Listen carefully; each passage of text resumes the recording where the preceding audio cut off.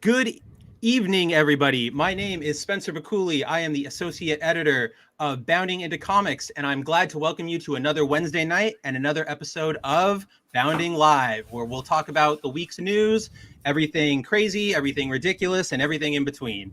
I'm joined tonight by, of course, my beautiful co-host and fellow Bounding into Comics staff member, Don. How are you doing tonight, Don? Beautiful. What the hell? Anyway, no. Accept the compliment. I am good. It is a good day. Everyone's in love with Twitter and is happy to be on Twitter. And lots of things are happening that are good for the Hollywood business. Oh, I see you've got a new job with Disney now. That's the prepared statement. I love the prepared statement on the cardboard box. I think that sells it even more. Are we not live now? Oh, we are live now. Whoops. We are live. The comments are a little slow on my end. I just saw Lopter. Yeah, we got a 10-second delay, but so everybody is here. Speaking of Lopter, let's say hello to everybody who's in the chat so far. I see we've got Tahilum29 complaining about Future State. Don't worry, we're going to get to that, obviously. We've got Lopter, the Demon King of Inferno. As always, a pleasure to see him. I'm pretty sure you were first in the chat tonight. Don't let Tahilum take that spot from you.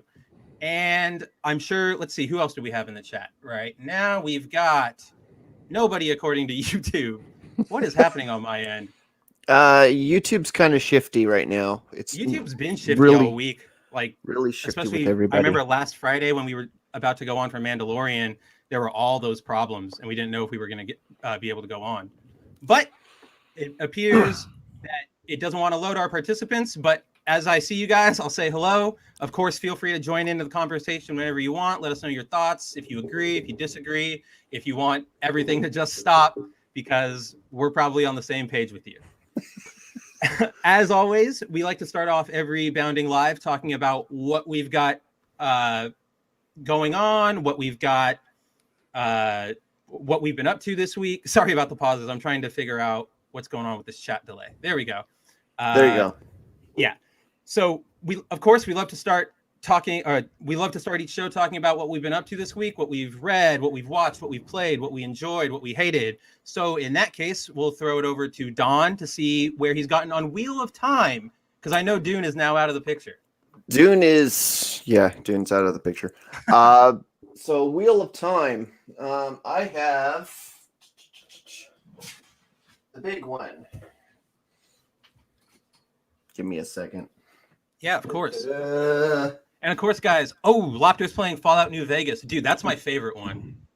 The Eye of the World. Page 1. New Spring is done. I have a lot of thoughts on it. It kind of diminished in the middle with all of the buying of the dresses and Moraine just going on a girl spree. It kind of lost me. Yeah, I can see that. And then it kind of like dropped off all of a sudden with the death of Tamra. And then they kind of bookend it. Lan shows up again. Yeah. And then Lan gets bounded, I guess. Yeah, to who? It's to Moraine. Yes. And I'm just like, okay, so what they could have done, what Robert Jordan could have done, is to feed Lan's story in between, so we're not like, oh, who's that again? Right? Yeah, doesn't Lan just like kind of show up at the very end, and then like they tell him everything that happened, but they're keeping it from the other males or something? Yeah, I think that's what happens. It's just it could have been better if it was kind of tersed out like that, but all in all, a good story. I'm gonna be doing a further review on it. I got some notes on the other side of a cardboard somewhere. So aren't you also working on your review for New Spring too? Or is it going to be together?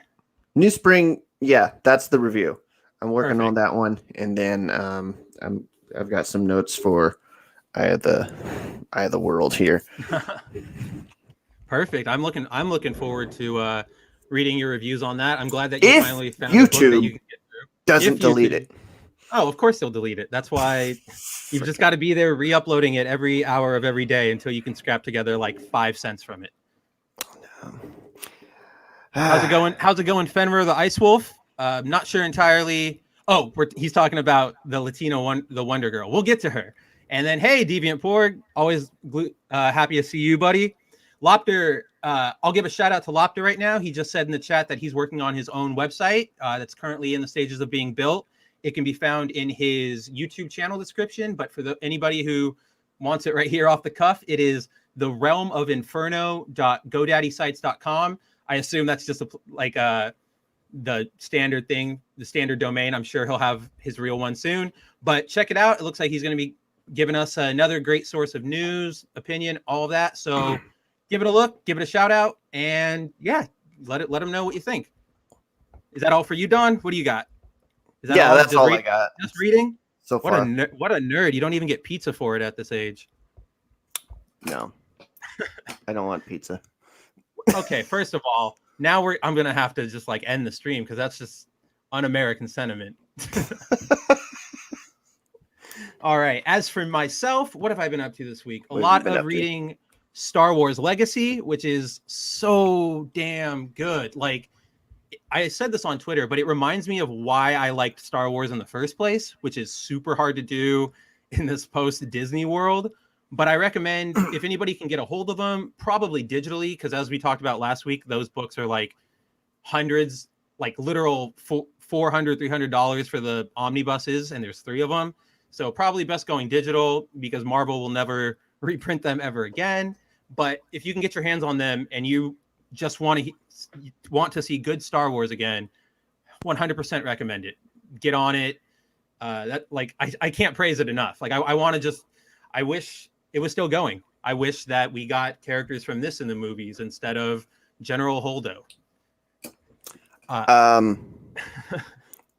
Okay, are there digital bootleg versions of those books? I'm not at liberty to say if that's how I'm reading it or not, but you'll have to look to your own sources for that. Sounds good. And aside from Legacy, what else have I been up to this week? Just holding down the fort while our editor John is away with his family, enjoying some well-deserved time off, and just waiting for Saturday when a new Dragon Ball Super card set drops and all of my packs come in and I get to have 10 minutes of hope before 20 minutes of disappointment. I've never been able to pull a card as nice as the one that you got at your job, Don. I'm still waiting. NDA. Oh, NDA. Right. And it was a business card. That's what I'm saying. You landed a business card. Anyway, that is what we have been up to this week. And I guess with that, Deviant Porg's reading Thrill Killer 62. I remember, is that the old one or the new one? I remember that story because isn't it like sort of like psychedelically painted? I remember Nightwing kind of looks like modish and Batgirl has one of those like cab driver-y hats that all the girls in the 70s, 60s wore. I remember it. I think if it's the old one, it's good. If it's a new one, I've definitely got to check it out. Which reminds me that I've got Dark Knight's Metal #5 sitting on my desk, and I guess I just got to see how it ends at this point. Hopefully, with what we're about to talk about, DC doesn't completely step in it before the story ends. And with that, let's turn over to our first story of the night, which is, as everyone can see, DC's new Latinx Wonder Girl series. So DC has announced that the CW will be receiving a new series starring Latinx Wonder Girl. And for anybody who doesn't know, Latinx is the progressive term for Latino or Latina people. But as we'll see in the article, none of them use it. None of them even like it. So it's really a point of social justice contention.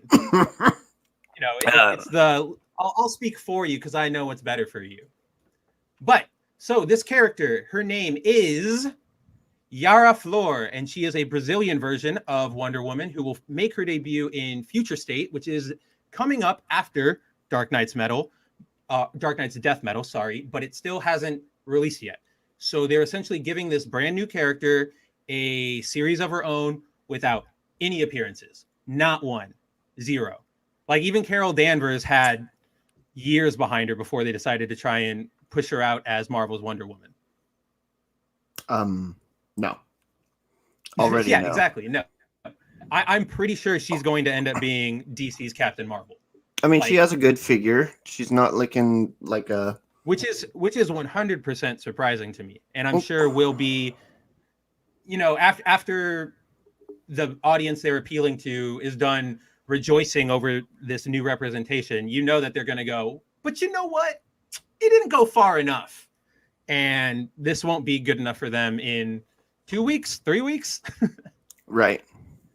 Especially when the casting call comes out, that's going to be a nightmare. But so she is described as a Latina dreamer, specifically now injecting the politics into it. A Latina dreamer who was born of an Amazonian warrior and a Brazilian river god, who learns that she is Wonder Girl and must use her newly realized power to fight the evil forces that would seek to destroy the world. So, pretty basic sort of superhero fare. Somebody discovers they're a superhero. They go out to save the world. Obviously, being Wonder Woman, being an Amazonian makes sense. And I kind of like the use of the Brazilian river god, considering that they're in a different setting. So none of that except for the dreamer part, because that's just an unnecessary political angle to throw in there. Right. So Brazilian river god. What's the Brazilian river god in DC? I don't even know if there is one. I assume they'll either pick a real one. Thing, and then there's the outer thing, and then there's the really outer thing. One of them is where the true dark side is. And then the other one outside of that is where the Persephone or whatever her name is. It's Perpetua. Perpetua lives. Okay, so where in that hierarchy of bullshit is the Brazilian river god? That's the thing that always gets me is how do Amazonian gods even exist? When you have all of these dimensions far above them. I feel like if I were a person who was let's say I was still worshiping the Greek gods, right? I'm holding to tradition, and then Darkseid invades, and I discover this whole new plane of existence. I'm probably going to start worshiping either Allfather if I get to know him, or a parademon. Let's be honest, right. I'd probably start a dead parademon. I would probably start worshiping it. Let's see. At least she's not more man than a man, but I bet you she's a lesbian at the levels of Miss America, says Fenrir the Ice Wolf. Probably. I definitely think that she's gonna check a lot of boxes considering how they're presenting her. She's going to America Chavez. Oh my gosh. I honestly don't know anymore if it's possible to go full America Chavez without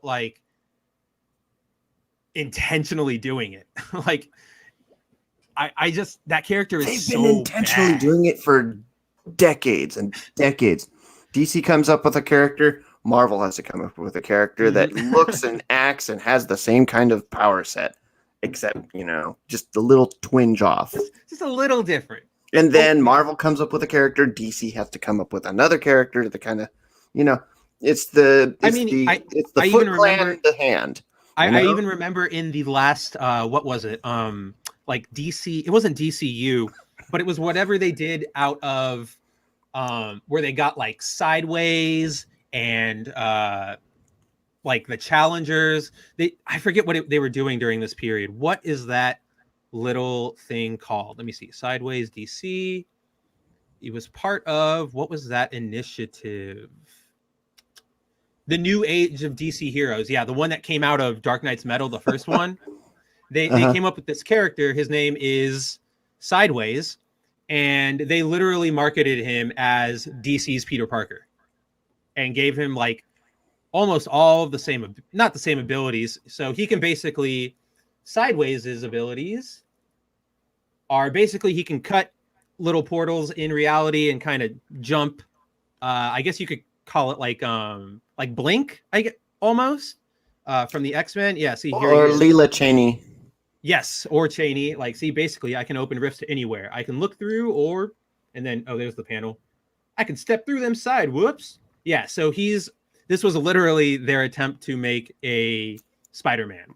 Now, so are those portals only connected within his reality, or they connect to other realities? When I stopped reading it before, I think it only went for like 2 or 3 more issues after I stopped. Oh, maybe it does go into the dark multiverse. This is around where I stopped reading, so you might be onto something. Okay, so more like Leela Cheney and okay, and like Nightcrawler. You know how you have that sort of like Nightcrawler could only teleport within, wherever he was. Right. I meant his reality. Oh, I see what you're saying. I was more meaning it as like he goes through like an in between to like get, he doesn't just like step through. Like Nightcrawler has to go through the I guess it's not hell, is it? Or it's limbo. When he bamps, whatever it is, but he has to go through there first. That's kind of what I was relating it to. But I see exactly what you know who else does the stupid portals in Marvel? America Chavez. Oh my God, you're right. Where she like punches the star and she can go and then it crashes into another reality of the multiverse. You're totally right. Yeah, see, it's getting really hard to find new heroes to care about that aren't just like DC's version of Marvel or Marvel's version of DC. They're acting like Liefeld used to act back at Image in the 90s, where every single character is like not Wolverine, not Shatterstar. Right. Oh, we got a super chat from Gabby G Wiz. Love y'all. Take my money. We love you too, Gabby. And I can't tell if that's Rainamon or Ninetales in your avatar. That's Ninetales. Thank you very much. All right. Seen a lot of the artwork. It's got the Rainamon eyes, but I love it. And we'll take your money in exchange for providing you with the best content we possibly could. And yes, to Hillam, Sideways was way better than America Chavez. Just on the virtue that Sideways had an actual story. Like, that wasn't, I'm going to go to the, what is it, like the Sotomayor University for Interdimensional Superheroes or whatever the hell she's attending now, which is really dumb. So Spider-Man design, but America Chavez powers. Okay. That's 100% accurate and 100% disgusting. Yeah. Oh yeah, look at that. Power from the Dark Multiverse, according to his design sheet by Kenneth Rocafort. So I guess he gets it from there. But yes, so we are going to be getting this Wonder Woman in her own series, which shows that the CW is kind of desperate to fill up that superhero gap, because we also got the news earlier this week that Painkiller, of all characters, is getting his own spin-off series. Like, that's cool and all, but like, you have so many other characters in these shows who are far more deserving of a spin-off. Like, give Roy Harper a spin-off. Give Kid Flash a spin-off. Give anybody before the like D-list supervillain a spin-off. I'm pretty sure they just did it because he's not white. Oh, he isn't? No, he is a black dude. Oh. It's cool in the comics. He's black in the comics, but in the comics he has like long dreadlocks that are like razor sharp. So like you can like swing them and cut people. I don't think that's going to translate onto the screen. I feel like they'll get letters. No, there was this. Okay, you saw Dark Phoenix, right? Yeah. Oh, yeah. Okay, so remember that stupid dreadlocks character that was fighting Storm with his hair? Yes. And Storm was having trouble fighting against it? Yeah, like the dumbest way possible, and she could have just called down like a lightning bolt. It's like Medusa's dumbed down to its stupidest levels. Anyway, so yeah, Wonder Woman. His name is apparently Ariki? Yeah, Ariki. Yeah, and that's superpowered dreadlocks. Oh yeah, he didn't even look that cool either. He only had like 4 dreadlocks, like big fat dreadlocks. Painkiller in the comics has like the thin ones, so those can get all wild. Of course, he's super product of the 90s, obviously. So here's the part that really gets me is that DC themselves did not describe Yara as Latinx. They straight up called her Latina. They're like, here's a Latina. She's going to be our Wonder Woman now. Run at it or have at it. Deadline is the one that promoted it as Latinx, which then got picked up by everybody else. You know, CBR, comicbook.com, all the usual suspects, which is frankly kind of disgusting to me because like you're taking what they established and changing it to fit some weird progressive agenda that, as we'll see in just a second, Latinos and Latinas don't even care about. No, go. Okay, I've got some people that I know who are very far on the left, and yeah, they use the Latinx thing, and I'm just like, why not just say Latina or why not just say Latino? Because to them, they don't want to assume their gender. Yep, it's entirely that. Even though those languages are built on gendered structures. Like they're there. Okay. That's how you have to speak the language. Okay. I saw somebody trying to use Filipinx. No. Yeah, exactly. That was my first reaction. I almost threw my computer out the damn window. I was just like, we're not doing this. This isn't happening. We're not starting this. Oh, hey, what's up, Nano Reaper? Seeing you in the chat. And I want to shout out to Alexander. Alexander? I know it's got to have like a Slavic pronunciation, but I probably will just sound foolish saying it. So let's stick with Alexander. Wait. You don't remember him from last week? No. More of someone named YouTube Me is Latino is the neuter. I believe it's Latino is the neutral. But yes, that is how it is. Latino is the gender neutral version. You only specify Latina if it is a girl. Or if it has a specific gender of being a girl. But the problem with using Latinx, as Don and I kind of just went over, is that Latinos and Latinas themselves don't use it. As the Pew Research Center, researched, obviously, and they're one of the like premier research institutes in the US. They kind of always go at things sort of with data rather than with their feelings. So I tend to trust what they have to say. Only 23% of US adults who self-identify as Hispanic or Latino have heard of the term Latinx, while just 3% say they use it to describe themselves. For visual learners, that's what we see in this chart here. 76% of Latinos and Latinas in the US haven't even heard of the term. 20% have heard it and say, I'm out of here with that garbage. And then 3% have decided that that's the term to use. And they're all on Twitter. And they are all on Twitter. In fact, if you look at the Twitter replies for our story on this, you have so many Hispanic and Latinos and Latina individuals just saying, like, stop this.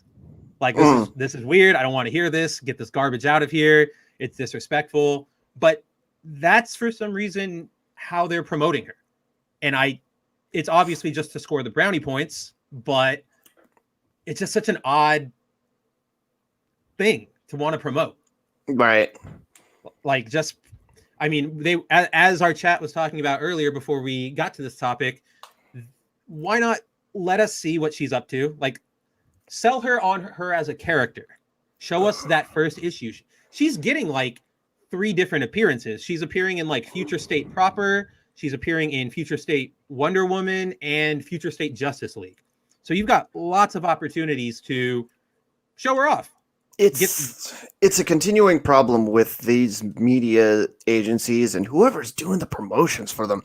It's like, yeah, I'm watching John Campea and Aaron, his co-host, when they were talking about the Leslie Headland Star Wars that was happening. Yes. The all-female Star Wars. It was like, that was the thing that they put out as what it's going to be. And then Aaron touted back that I don't want it. I want them to tell me what the story is. Yeah. I want them to tell me what the characters are going to be going through. I want them to enrich me in what is going to be happening in this show. Don't put forward this thing of it seems like they're pushing an agenda rather than a good story and good storytelling. And it just turns me off from the show. It turns me off from any of these properties. And whoever took their... Wait, how many minutes has it been in our live stream already? 25. What do we have? 5 more minutes?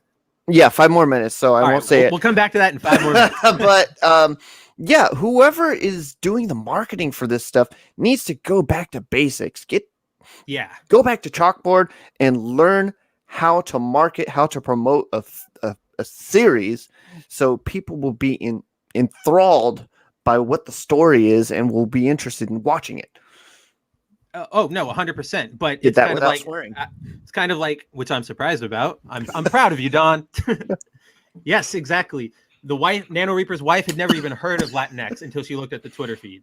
So that's kind of where we're at with this, which is the people who are super online all the time happen to be the people who are marketing your stuff or developing your stuff, and we're ending up with things like this. And it's like Alex says, it's because they know nothing else. This is all they've been taught for the last few years. And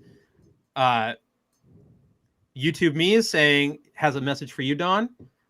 What these creators are doing is not creation. They're doing checkbox marketing. Story last, demos first. 100%. And I think Don touched on it, and he's 100% right, which is it's all sort of performative. Because they're marketing it on, look at what it is. Look at what this is this is a Brazilian Wonder Girl. This is a black Batwoman. This is a black Flash, right? It's because everything in society now, yeah, haha, Joker society. I can never say that word without thinking of like Joker memes. It's completely ruined for me. But as a society, we've gotten to this weird point where nobody really, and this is really apparent in things like cancel culture, nobody really cares about what's underneath. It's all about what's right there at the surface. What are you presenting? That's the most important thing, is what can people assume about you? What can you tell people about yourself in 5 seconds? Just because. And so people go for the immutable traits, which, like everybody's saying, is just destroys the storytelling, because they focus so much on, I mean, let's take Yara Flor, for example. Or even what's her name? Ryan Wilder. Like, they introduce these characters in the shows. They tell us how great they are. Oh, they're so amazing. And then they try to like retcon them, slide them in the comics to say, oh, look, it's based off of a comic book character. But even in the comics, these characters rarely ever go past those superficial elements. Right. Eventually you have that one story where Batwoman takes down, I don't know, Killer Croc and the Mad Hatter. But the next 3 issues are dedicated to how difficult it is being a crime fighter as a person of color, because she's basically a cop. And it's like, that's not what a lot of us care about or are here for. Like, we're here for entertainment, for stories, and you're not selling us on anything entertaining. You're selling us on the packaging. Right. I do like what not Nano Reaper. Not that I don't love you, Nano. Where was Deviant Porg's comment? Yes. It sounds like a new X team. Here comes Latinx. You'd have like Sunspot and others who I can't. No, we already have him. Phantom X. Oh yeah, Phantom X, dude. Heck yeah. Phantom X. You don't know if he's a Phantom-O or a Phantoma. Oh man. But that's what DC is doing, which is, I'm going to say, disappointing, because I think even as recently as like last week or 2 weeks ago, I was completely on, like, I was giving DC some proper loving mouth style. I was talking about how much I was talking about how much you do not get to disgust look at me. You do not, sir. But I was like 2 weeks ago, 1 week ago, I was crazy about DC. I was going nuts for them. I was saying how better their product is. Like, their comic books were so much better than anything Marvel was putting out. And it seems like in the last 2 weeks, maybe, they've kind of just wanted to throw that all away.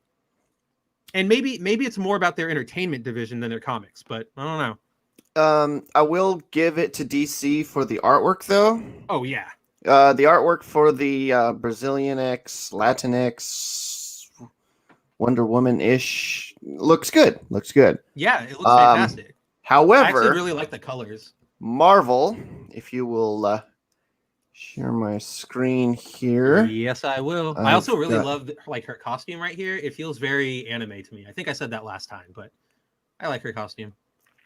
Check this out on my screen. Oh, That's Miss Marvel. that is something.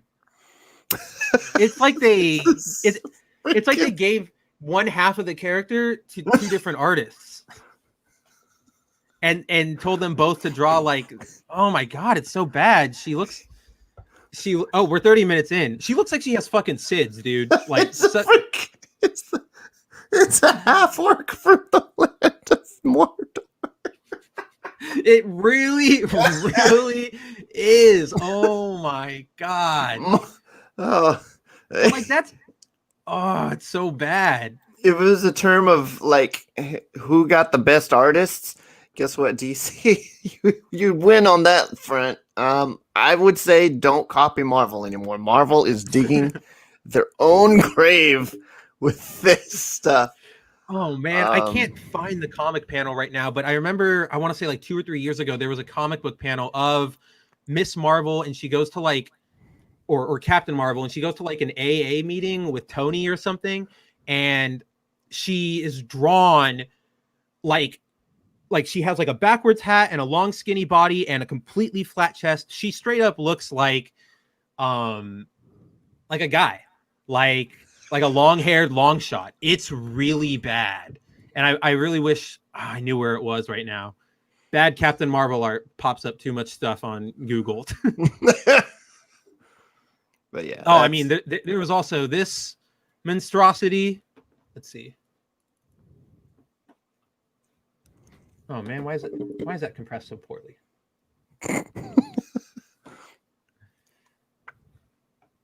Load, damn you. Whatever this is. Whatever. Yeah, there's this. Like, what am I? Oh boy. Yeah. Like, aside from the fact that it's just bad. Brian like, Setzer. Mm-hmm. Like, that is really, yeah. Like, it's just so bad. Like, I don't want to say like you need chest to be a woman, but like that's clearly just like not only like no chest, but like this neck area is like extended down, so she's got a huge like shoulder. Did a 6-year-old draw that? I don't know, Nano Reaper. I've seen 6-year-olds who are better, and it's even worse when you realize that's interior art for a David Marquez cover.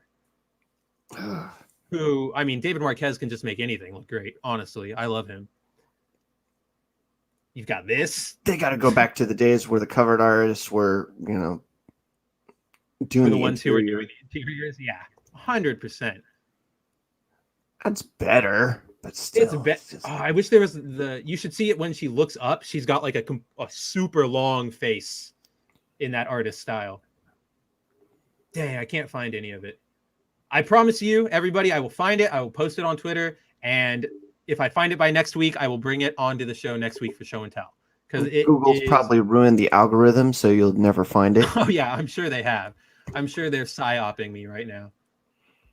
Why were we even talking about Captain Marvel? Oh, we were talking about the good art in DC. Oh, good art, right? Versus this and that's atrocity. I think that's what happened. Like a couple years back, I want to say around the time Tom King got swooped over from signed the exclusivity deal off of Marvel, and then shortly after Bendis left for DC. At that same time, DC went on this crazy artist signing spree, where so they were just like signing people like Mitch Gerard, gosh, I always like Johnston, who does artwork on Justice League that's really good. That I for some reason am blanking. I don't even think Johnston's the right name. Didn't they get Andy as well? Yes, they got Andy Kubrick. Yeah, Kubert, right? Kubert. Yeah, Kubert. Andy Kubert. They got him, I believe. think they had Jim Lee until people, or not Jim Lee, Frank Cho.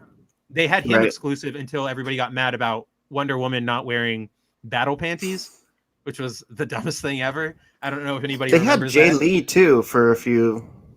I believe they still do have him, because that was the whole controversy when Ethan drew the cover when Jay drew the cover for Cyberfrog, the variant cover, and everybody lost their minds because they're like, "Whoa, why is a DC employee working with a fascist, misogynist, blah blah blah blah blah blah blah blah." So that's what happened with Jay. But you're totally right. Like, DC comics still feel like comic books. Like, I open it up, everything looks fantastic. It's exciting. Like, look at these. Like, these are still pretty good, even though like Batmask is kind of dumb. This still looks good.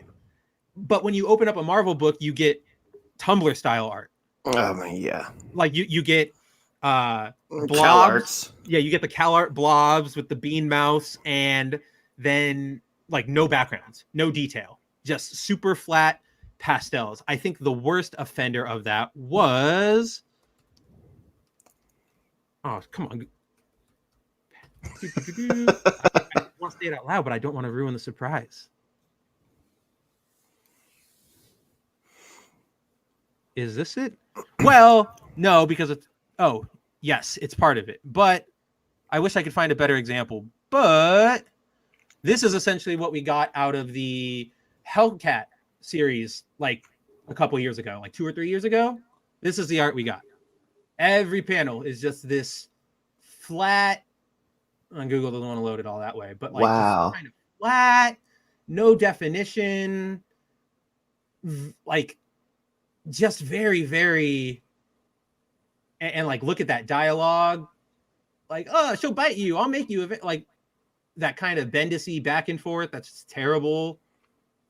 I blame the colorist, but it's like, oh, that's not even. They the probably same book. didn't have anything That's to Jubilee. That's work with.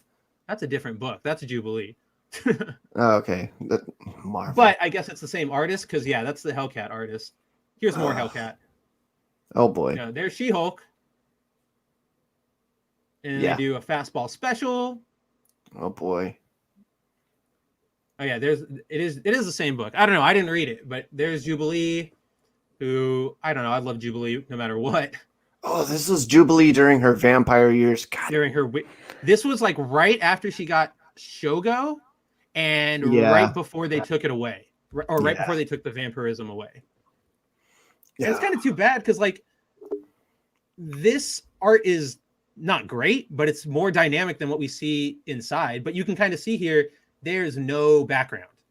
Right. I don't even know, like, clearly it's supposed to be a club, but there's just nothing back there. Even the crowd, there's only like 6 defined crowd members, where everything else is just that sort of blob.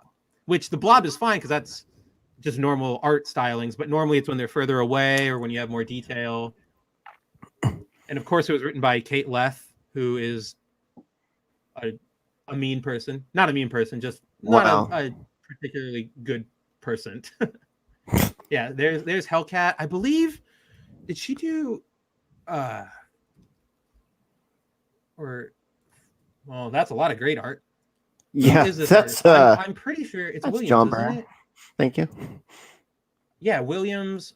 I'm pretty sure Williams did art on She-Hulk too, because there was a really bad She-Hulk story, or like She-Hulk art. Look at this. Everybody look, because this is the last time you'll ever see this from Marvel. Like, this was an official image. This was an official image. Yeah, that's not happening. This was published. That was a swimsuit issue? Swimsuit issue, yeah, back in the 90s. The like 2 or 3 or 4, I believe they did. Yeah, do it. Back in the day. Oh, I can't find the She-Hulk art. But She-Hulk recently it's all got a run. Capcom now for the swimsuit issues. Sorry. Oh yeah, but they do them so nicely. They're so beautiful. As what's his name? Matty Moylan always shows off on Twitter. Mm-hmm. The Udon, I believe he's their marketer, publisher, printer. He's something. He's very important to Udon, but he's a great guy. Everybody should follow him. But yes, that's where we're at now with Marvel Comics. I think I got some stuff from him, but okay, yeah, that's Marvel. That's versus DC. I'm putting money on this right now. Yara is going to be the new Captain Marvel. They're going to throw her in everything. They're going to say, like, I guarantee after Future State, they'll use the Speed Force or the Source Wall or something to bring her in. Dude, they've got Sideways. They'll just Sideways her into Earth Prime. Captain Marvel or the other one? What Ms. other Marvel? one? Oh, both of them are shoehorned in. She's like the worst of both worlds. Because Captain Marvel was 100% shoehorned to be Marvel's Captain Wonder Woman. Like, because their Trinity was all men, so they needed that balance. So who do we pull out? Carol Danvers. And because she was not that character, you know, she was the sort of broken, frustrated, semi-alcohol or like recovering alcoholic Air Force veteran. She was not that ambassador of peace, that daughter of man that Diana is. So they tried their hardest to like we know how a complaint about the DC movies is that they tried to play catch up to Marvel. Like they didn't take the time to like develop everything and then link it. That's what they did with Captain Marvel. They didn't develop her. They just kind of said one day, "Oh, you're Captain Marvel now. You're awesome." Yeah, they did that with the freaking movies too. 100% did it with the movies, like that stupid scene where like Thor whizzes the hammer past her head, and she doesn't move, and then he's like, "I like her," and it's like, man, shut up. Yeah. No, you don't. You don't know anything. I don't think any of the cast liked her, but that's my opinion. No either.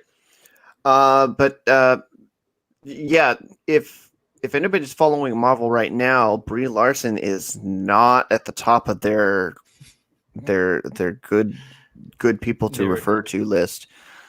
What's going on there? Over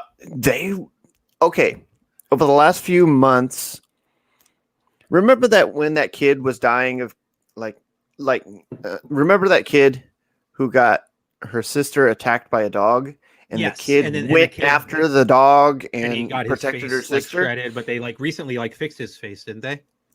Yeah, they fixed his face, but constructed it. Guess who chimed in on social media to honor that kid? Brie Larson? No, not Brie Larson. No. Robert Downey Jr. That was my next guess. Chris Evans. Heck yeah. So Brie Larson is not the go-to person for Marvel for any of their, promotion of stuff. Fat Steven. God. Fat Steven, I would love to see you in that suit. I think I know what tonight's Photoshop will be. But yeah, it's just like Brie Larson's kind of fallen by the wayside. I don't know what's going to happen with Marvel now. They're touting Wanda to be the next powerhouse who will lead Marvel into the next phases. She's also we'll see, one of the only main ones who's still around. All right, and her power is kind of believable at this point. Yeah, right. If the rumors, as Dawn has reported on, are true, and they do the whole like reality warping stuff, I really hope they can flesh that out properly, because that was always a cool aspect of her powers in the comics, but it's really easy to screw up. Right. But I've also on Brie Larson, I also noticed that she started using her YouTube channel more. Because beforehand, when she first opened it for maybe the first month or two and a half, it was just once every 3 weeks. Here's a wellness video, or here's me sitting down with producer blah blah blah, and they weren't getting that much engagement. They only got a couple thousand views, and so she returned and she's putting out regular content, but she's not a content creator, right? So it's essentially glorified vlogs, where she's just this is what I'm doing today. I'm gonna play a song on the guitar, and it's cool. Are you really? I guess she's one of those actors who's just struggling right now. Yes, Fenrir, I agree. Carol Danvers is not Captain Marvel. Captain Marvel is and forever shall be Billy Batson. I'll also give it to Gina Savell and Marvel himself. Oh Yeah, god. YouTube me. She was doing PR at the start. Yeah, it's just her hanging out, which is fine, I guess, if you care that much. I'm sure in a year's time, when she's like fully into getting more content out, we'll see the real Brie Larson at some point. I mean, The yeah. real Brie Larson, How long until she just devolves into one of those like super woke like blobs. criticism channel? Yeah, exactly. Like how long until she just becomes the next Felicia Day, infecting every aspect of nerddom with everybody saying we love her so much, she represents us all, and just being an absolute garbage person. Felicia Day, I met Felicia Day. She was mean to me. Oh, I met But- Gal Gadot. Was she mean to you? She was fantastic. I knew it. I freaking knew it. And she was in this long dress that glittered, and she was she was going.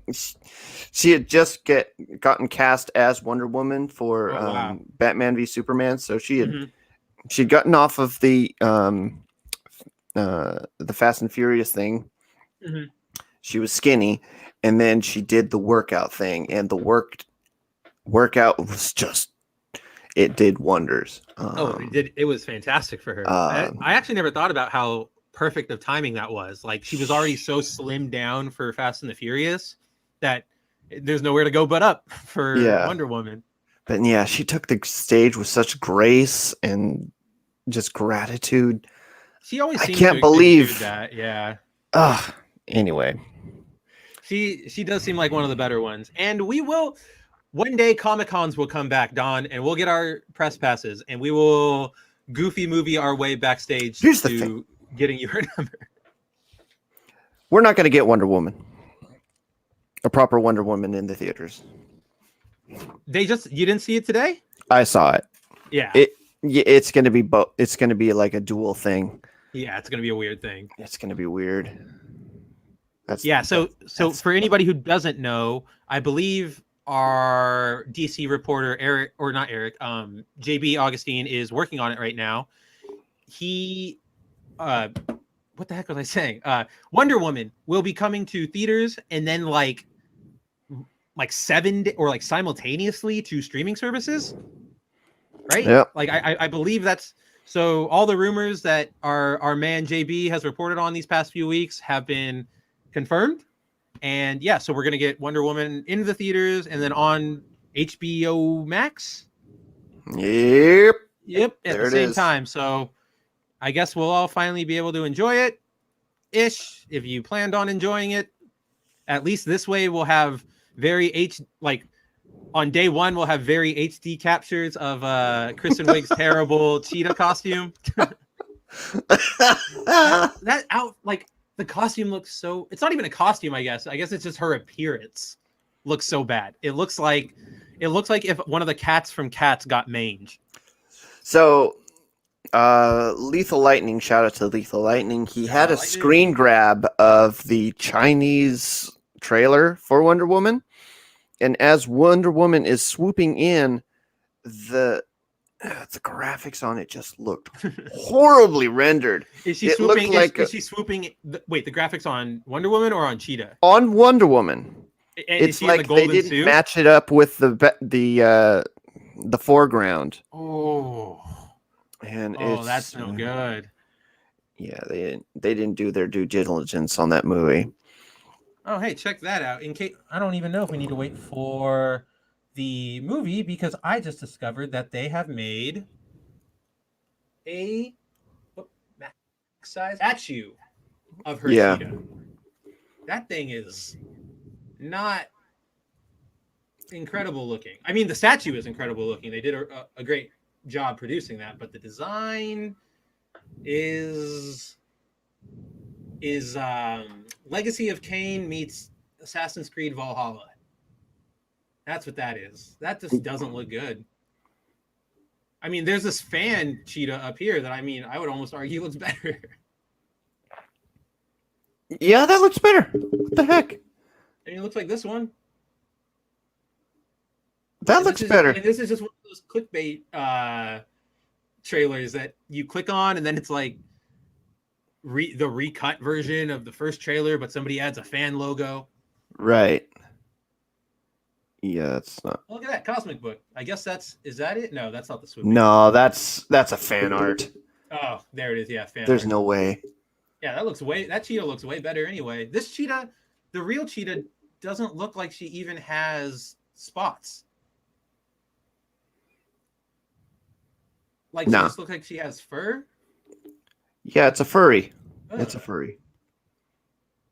Muckle Mannequins, Wonder Woman 1984 movie life-size statue. I wish we had enough money to like raffle this to somebody, because not because I know they would enjoy it, but because I know they would hate it. Yeah. Like, no offense, buddy, but I'm imagining how funny it would be to send it to you, Deviant Porg, and you're just sitting there like, wow, cool, package from America, and you open it up, and it's this. Freaking. There's no returning this. There's no packing this back up. France would riot. Or they would make it like their new god. Oh, the one in the blue. That's the still from the movie. This one, yeah. Oh God. Look at that. It's. I guess it has spots there, but it just doesn't look great. It's Smeagol, you know? I was Smeagol with just fur. going to say that. I was just going to say it looks like Smeagol, or like when they have like monsters in stage plays and they're always like huddled over and they have to like walk like that. Like, that's what it looks like to me. Oh, I guess that's supposed to go together with this Wonder Woman. That Wonder Woman looks great. Like the statue. Yeah, the Wonder Woman is a very Ezra Scarlet kind of thing. And then here's the life. Here, see, if we can get a twofer, we can buy the twofer. I can send you the Wonder Woman, and I'll send one of our amazing viewers or readers. Yeah. A freaking deviant would just curse us. Or I just go out in one big bang and I send one of these to each and every one of our like top subscribers. Porky's laughing and he says, near my house, someone has a Terminator and an alien in real size in his backyard. That's cool. Oh, they'll be totally jealous of your cheetah statue. Dude, they would, you could start your own, I don't know, Madame Tussauds for terrifying creatures. This, you know what this looks like? It looks like the alien from Star Trek Beyond, whatever her name was. I never saw Beyond. Star Trek Beyond, white alien. I gotta be white. Because she's white. Oh, that one. Yeah. She is literally white. She's so white, you're considered a minority compared to her. Wow. Yeah. Also, this movie, I would like to remind everybody, this is practical makeup. This movie lost out to Suicide Squad for the Academy Award for makeup for Killer Croc's face. And I just don't want anybody to ever forget that Hollywood is dumb. Like, look at that. That's a real thing that they made. And then this was also... I'd like to see that creativity in Star Wars again. A real thing. Dude, read Legacy. You get those super sort of like... No, I mean live action. Oh, live action?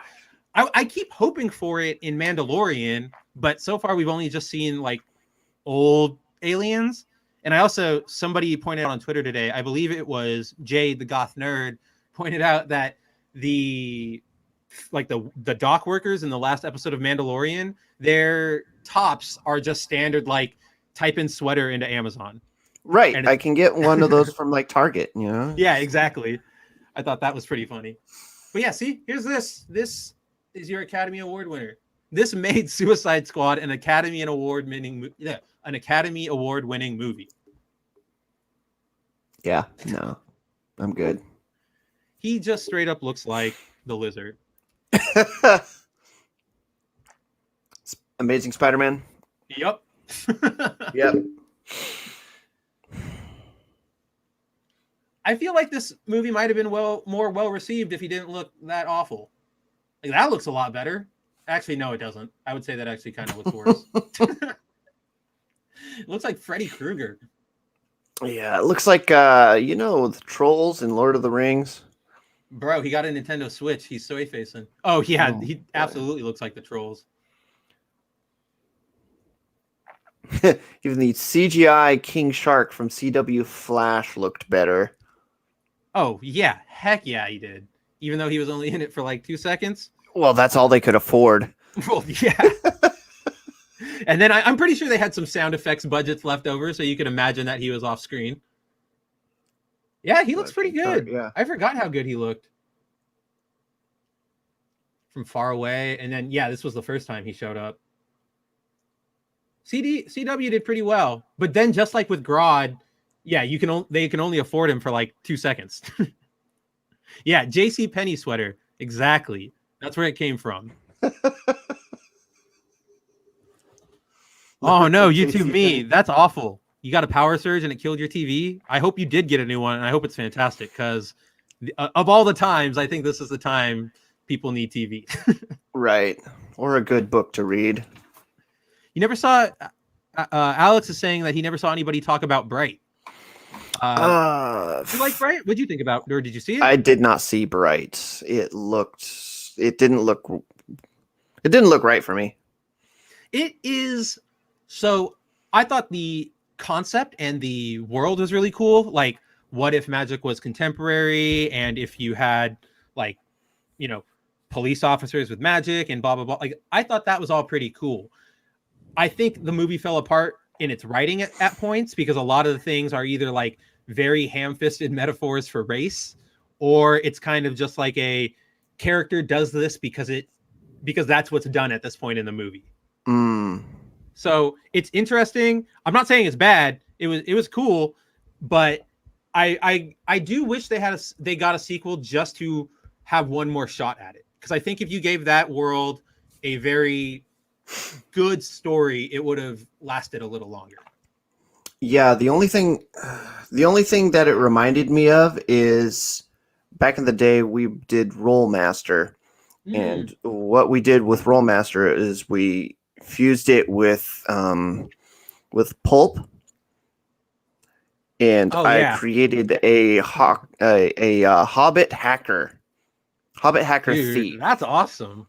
So he was highly intelligent. He had this sneak bonus because hobbits, and his killing bonus was not that high, but I didn't need to kill anybody because, listen, I can just walk behind you without you ever noticing, and I can hack into your mainframe without ever you hearing the You'll keyboard. Never know I was here. Yeah, so it's just like it just reminded me of a campaign that we did, and I was like, why not do like the seedy underworld run by the freaking fantasy creatures? Yeah. Instead, it was sort of like instead of the cops. Yeah. And Alex is making a good point. Is that it wasn't necessarily just all racism; it was reverse racism too, because they want to describe Black people can be racist too, which is still just racism. But yes, that was a point they were making in the film, which is definitely why, as he says, critics gave it 20%, audience like 90%. I do remember the backlash during the release of Bright, where people were saying the same things they always do, the same things they're saying about Spider-Man Miles Morales today, which is like, oh, why are they showing how complex the world can be? Why is it not just two-dimensional like I expect it to be? But that movie, it's all right. I wouldn't say no to watching it again, but I wouldn't exactly show it to a date on our first date. Oh, man. All right. But speaking of DC and all of that, before we got sidetracked by bad Captain Marvel art and Brie Larson's YouTube channel, this leads into the other big story of the day relating to DC, which is, he's not your boy, but Ethan Van Sciver, the notorious artist of Cyberfrog and Cyberfrog Wrecked Planet, has reported that an inside source has told him that DC Comics will cease their publishing operations around next year. I guess there's only 2 more months left in this year, so it's got to be sometime next year. As they're why is that add a caption? That's weird.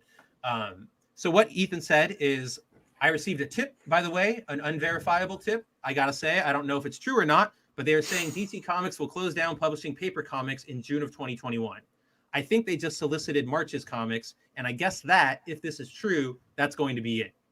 And then, of course, Ethan, we all know Ethan's stance on DC and what he thinks is leading to their downfall. They hired Andy Corey and Andy Corey hired Eric Esquivel and Robbie Rodriguez after they harassed Ethan Van Sciver. Like Robbie Rodriguez, the guy who created Spider-Gwen, he sent just a spread eagle, like he took a selfie essentially of his back hole and sent it to Ethan. Like that I remember that being one of the very first stories I wrote for Bounding Into Comics, because it was right around the time Comicsgate was really picking up, and Marvel fired him. Marvel said, get out of here. Rodriguez was gone for a while, and then he got rehired by DC. Like, he's on books currently, as if nobody remembers that happened. Wow. So I wouldn't blame, I don't blame Ethan for being upset about that. But then, of course, as Ethan has told us over and over through the years, it's the introduction of far left-wing SJW creators, Anusgate. Chris Neville. Anusgate. I mean, he's got the right avatar to declare that. Jeez. But yeah, so as we know, Van Sciver has pointed to the hiring of far left SJW writers as one of the big points of DC's downfall, which I can't disagree with. As Don and I talked about earlier, I thought that they were avoiding it, but it's clear that they kind of just opened the floodgates lately. Right. No idea why. I don't know why they chose now. Maybe that gives credence to this rumor, but I think it's the narrative that's going on right now. What's that? What's that narrative? So once upon a time, back in 2016, there was this shift. No one knew why. No one knew how. But there was this shift away from a lot of the traditional and embracing a lot of the a lot of left stuff, which The progressive. Okay, I went to a very liberal college, so I was like, okay, whatever. Then I saw like a lot of the hiring going towards diversity hires. I'm like, okay. Yeah. And then when I started applying to a lot of things, I saw that everything that I was applying for, there was this thing of, what is your race? Yeah. And I'm like, why is everything talking about my race? And they said it's an optional thing, but it's not. Eventually I found out eventually I was starting to see in the media and in the things that I was applying for, more of these roles being filled by diverse individuals, people that didn't look like me, but very much were probably as qualified or less qualified, and doing some really shitty things, which I knew in any kind of workplace I wouldn't be doing. Right. And then it dawned on me that there was a concerted effort by a lot of the major media companies to get away from everything that's been before and to embrace. I think one of the big things was Nike endorsing Kaepernick. Ugh. Yeah.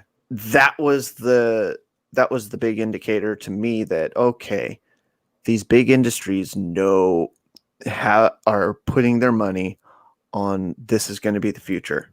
Yeah. Rebellion. Yeah, which is the sad part. Rebellion against the tradition that is set up, for decades in this country. Right. So that's when I was like, okay, cool. Narrative has changed. The narrative has changed, and everybody is going to. This is the future, and Yeah. anybody who is against that is not going to be part of the corporate agenda. Well, I was just thinking about this earlier today, funnily enough, how there are companies now that require you to sign like a diversity statement. That so like if you so some of them Well, I've seen colleges, you have to take a colleges diversity too. course. Yep. That's like the new I don't know if you had this class in college, but like one of the first classes I had to take as a freshman in college was this sort of like orientation, kind of get used to what college I would almost call it like a homeroom. Like that's kind of what the class was, but it was a lit class. I don't know. It was weird. I didn't take that. You didn't take that? Damn. I don't even remember where I was going with that point anymore. My dog started barking and I got distracted. What were we just talking about? Diversity. Oh, right. Diversity statements. Right. So now that kind of class is, instead of just sort of getting students acclimated to a changing environment, it's about diversity and inclusion and what are you doing for that. And so these statements at these companies range from something mild that's just like, I sign this paper that says I commit to fostering diversity and blah blah blah blah blah blah blah, right? There are other ones I've seen, particularly in jobs that are more front facing, so like teachers or nurses, that basically ask you, if you are white, you have to explain why you're racist, and or like how have you been racist in the past and how have you gotten over that? Oh, what is that stupid thing that they're teaching now, or going to be teaching? White guilt. White guilt. No, there's an actual term for it. White fragility. No, it's an actual term where they teach you in school. What? No, white privilege. God damn it, chat. What is it called? I know. I'm waiting. Somebody's got to know. It's like fucking racial bias. Oh, cognitive bias training. Yeah, there it is. Like something along that line. Like racial bias training. Yeah. I know exactly what you're talking about, which is 100% cognitive disassociation. Jesus, whatever it is, but yeah, they're gonna start doing that. That's going to be the norm now. And it's that you specifically use the word rebellion in describing what critical race theory. Critical race theory. Thank you. I use that in my writing all the time. Thanks, Alex and Nano. Damn it. That excitement again ruined my train of thought. Oh, rebellion. It's funny that you use that term because they were all embracing rebellion, but it's gotten to the point where all the major political players and corporations and like entertainers, they're all on that side. You're not the rebellion anymore. You are the status quo. You are the standard. Right. Like, so stop trying to act like you're hyper oppressed or you're being ignored or whatever happens for X group or Y group, because it is. And that's the norm now. And you're not rebelling against anything. Yeah. But that's what might happen to DC. I could see it happening only because Ethan says that it wouldn't go away. Like the comics won't go away. They would switch to more digital publishing. And we've kind of seen that push from DC in recent years. Like their new release schedule is Tuesdays because that was the day they released all their digital comics. So like a couple years back, it was Tuesdays digital, or like Monday would be the digital tie-in to like Arrow or Flash. Then you would have like Tuesdays, Thursdays, and Fridays would be digital drops for other titles. But Wednesdays were the physical releases. Oh, yeah. And now everything drops on Tuesday because they drop their digital releases alongside the physical ones. Mm-hmm. So now, given that they're doing that, like that they're open to that being simultaneous, they're open to being so simultaneous, I could see this being a reasonable rumor, maybe not one I give full faith in, but I wouldn't rule it out 100%. So here's the thing about the digital comics that I don't see a lot of sales in the digital comics. I haven't either. I don't particularly know. From what I don't even see understand, a lot of advertising for him. from what I understand, a lot of the whatever comic book sales they have Mm-hmm. in terms of like just better numbers, it's Right. coming from physical copies and Mm-hmm. it's coming from the old audience. Yes. It's And coming, I think and we looked at it last week.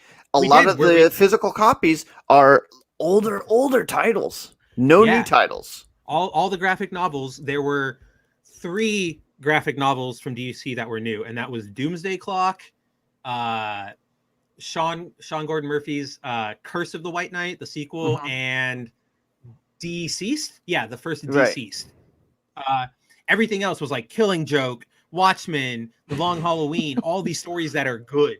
Like, not, I think I told John and you last week, like I was so surprised that there wasn't even like one volume of Scott Snyder's Justice League or Death Metal or any of these supposed books that are driving their practices right now. Mm-hmm. It's So it's weird. it's a very so I don't know where DC's going to go. It's going to go to the ground at this point. Oh my god, I never noticed that in this poster drawn by Dan Jurgens, Darkseid is at the funeral. He's right there behind Mon-El and the Kents and Nightwing. Make sure he's dead. Yeah, But yeah, make it's sure just for real. like DC, I think, is ringing the bell. I could see it, unfortunately, especially with the direction they're taking their television in. Or not that they are going to take it in, but have been taking it in, you know? Like Supergirl was all that nonsense. Like Who's that's their distributor right now for the comic books physical? because it's not Diamond It's not anymore. Diamond anymore. Is it them? Are they USC Comics Distributors. okay? Literally never heard of them. Never. But having said that, I've never heard of Diamond before. So I knew of Diamond because like I remember as a kid, like a teenager, reading like on Fridays or Mondays they would always drop the Diamond list, like the release list of the week, and I remember always waiting for that because I was always excited to see what was coming out, because that was like early days of the internet before they all leaked immediately. But we'll see. I, for one, hope they don't go that way because I love DC way more than Marvel at this point, except for Spider-Man. But if that's the direction they want to go in, I'm not going to support it, unfortunately. Like, that's where I'm at. I don't know how many people would follow that direction. And that's not to say that, like, Yara Flor is going to be a 100% bad character. It's just the way they're promoting her and the way they're selling her show where their priorities are. Mm-hmm. Oh yeah, so UCS does DC. I don't see anybody else they do. Marvel is self-distributing. Oh, you know what? That's that Disney money. Yeah. I'm sure Disney owns their own. I'm sure Disney owns their own mail service. Like, I mean, they aren't paying their artists. They are not paying their artists. Oh, that's so funny. They're going. I feel like, I mean, I've been saying this for the last couple of years, but I feel like a comic book, another crash is coming. I just can't understand why it hasn't happened yet. I honestly thought that, like, when Champions was being published and all of those, like Miss Marvel and Cho Hulk were being pushed, I thought that was going to be the, like, leg sweep. But here we are. And speaking of wrong window, bad companies and their decisions, our favorite person is back in the news. So at this point in the show, we're going to start getting into our main topic, which is Star Wars. And this week has been a wild ride for pretty much everything Star Wars related, and absolutely none of it good, except for probably Bo-Katan's appearance. So we'll dive into Bo-Katan first and her appearance on The Mandalorian, because everybody's favorite critic, Anita Sarkeesian, decided to rear her ugly head. Or rear her head, if I have to be polite. Oh, it's dumb. Okay, here's the thing. this was supposed to Hey, be a Mark. week where I'm sure Disney was like wanting to, we're gonna insert this character and everybody's going to talk great about this character. They're gonna want her. They're gonna want her toys. They're gonna want her merchandise. They're gonna want that poster that looks freaking awesome with the 3 Mandalorians on it. That does look They're gonna really want They're gonna want her to have her own show. And that was supposed to be the conversation that was supposed to happen after this episode, according to Disney Minds, in my opinion. Anita comes in, opens her We're past 30. opens her fucking mouth again, like she did last season, about something stupid. Yeah. Stupid! I feel like at this point, she's what not the what you fucking want. internet's talking about. Yeah, you're right. Instead of talking about like, oh, how cool this Rebels character came back. Badass poster. Right. Instead of talking about I remember seeing those articles for a day. It was like, who is Bo-Katan? The Clone Wars' surprise character, blah, blah, blah, blah, blah. And then Anita opens her mouth, and this is all anybody can talk about anymore. Yeah, dude, Katie Sackhoff looks great. And see, this guy straight up looks like a recast Jango Fett and Antonio Banderas together. And maybe he'll be a better Pedro Pascal than Pedro Pascal. Maybe he'll be fine wearing the helmet. And then that's just Sasha Banks being Sasha Banks. Of course. But so Anita, like most of us, decided to check out the last episode of The Mandalorian. I believe it was called The Heiress, where the Mandalorian encounters 3 other Mandalorians, one of whom is played by Katie Sackhoff, who is Bo-Katan, a character from the Clone Wars and from Rebels. So really cool bit of synergy, a callback there. Everybody was excited. It was a better episode than most of them have been. So, I mean, even if you look at our friend Script Doctor, he just put up his review of the episode, and his reviews of these series like Star Trek Discovery, Mando, blah, blah, blah, he normally goes for about like 30 or 40 minutes because he talks about like, here's what you should have done. Here's how they fell into this like bad writing trap, blah, blah, blah. And this week, his video was only 15 minutes. Mm-hmm. He was basically like, in case anybody saw him hop on the review last week with me and Don, basically repeated everything he said, enjoyed it. Even I enjoyed it. Don didn't hate it as much as he's hated the last 2. So it was on the up and up. I believe we were all even pretty optimistic about what would come next in these next weeks. So that's what everybody was excited for. Everybody was freaking out until Sarkeesian comes along. Lady Mandalorians have boob armor? Oh, come on. Seriously?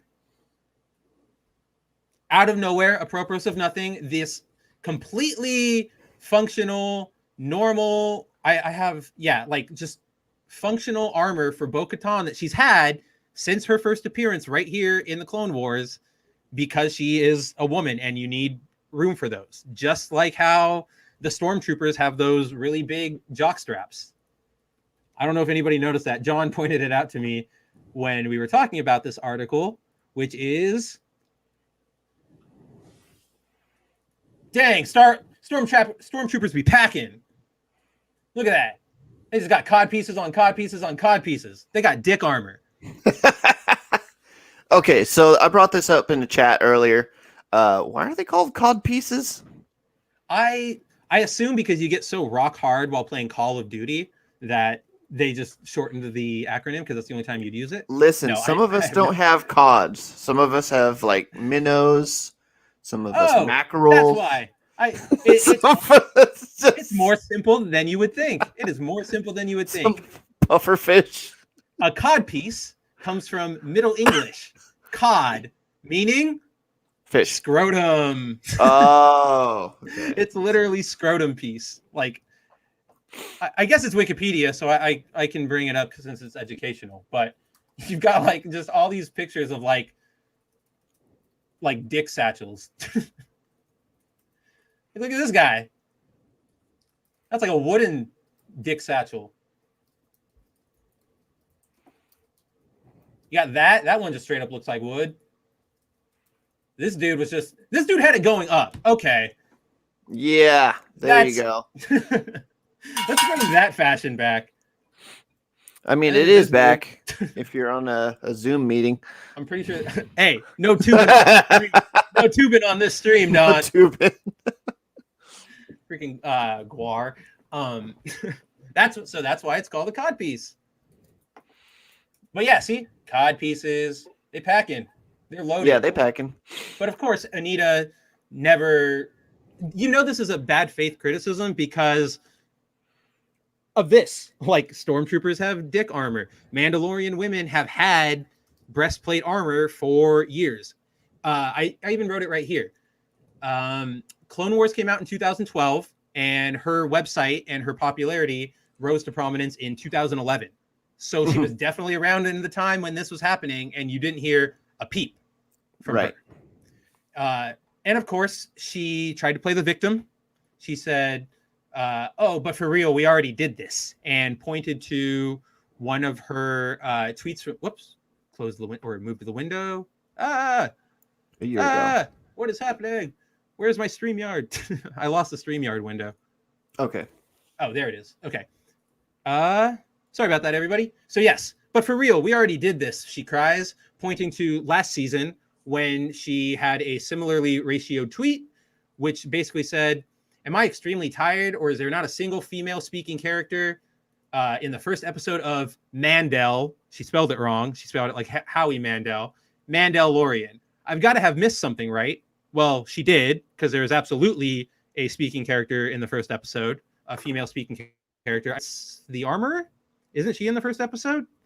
But Anita, plays the victim, saying, oh gosh, I can't believe you're doing this again. You're just harassing me. She even gets into it. These grown-ass children get so emotional and throw these embarrassing temper tantrums when a woman has even the slightest critique on the mainstream. Corporate media, they feel ownership over. They keep trying to gatekeep the most popular franchise in the world. Sorry to burst your bubble, but the jig is up, y'all. Star Wars isn't some niche exclusive tree club where you hang up a no girls allowed sign and dictate the terms of the disclosure or of the discourse. It never was, and that is not changing anytime soon. Nobody's ever said that. No. Literally, nobody has ever said. You know what I love about that? What's that? Every reply to that tweet was from a woman, Mary Mayhem, according to Christy. Anna, that Star Wars girl. Freaking every woman that's in Star Wars, that's in the fandom, started just beating her down. Oh yeah, I mean, like those all the examples I proved or I pulled out from Twitter of people who were disagreeing with her were women. Pulled out. Like we've got this. We've got this. This particular user is actually a fan of Anita's, and she says, I actually like a lot of your criticisms and think you have important points, but when women are pointing out that they have worn stage or reenactment armor with a chest allotment for comfort and you ignore that, it feels sort of scummy. So like the jig is up. Deviant Porg is 100% on the money when he says she's desperately trying to stay relevant by saying stupid things and using the I'm a victim technique. Well, you saw the recent tweet that she made, right? Oh, we'll get to that one. Yes, okay. Absolutely. You also have a Twitch streamer, Bellet Seri, saying, my mom was a Star Wars fan from the get-go. I've been a Star Wars fan since I came to this country. Star Wars has always been inclusive. It's people like you, notorious agitators, who try to antagonize and demonize fans that are the problem. And you even got, like, girl, this is so embarrassing. This is the kind of shit that takes the credibility from feminist discourse. Mandalorians don't have booby armor. They have molded chest plates to protect their bodies which have boobs there. Fucking weirdo. My favorite was a veteran actually chimed in. So this user, Undoomed, said, yes, it's terribly sexist to cater to women's needs in combat armor, and linked to an article discussing a recent redesign of female body armor to make it more efficient for our troops on the ground. And Ryan Dostey, who is an author and a Iraq war veteran, said, Jesus, all the ways that body armor needs to change and 6 pounds lighter is what they came up with. Yeah, the gear is heavy, but we deal with it.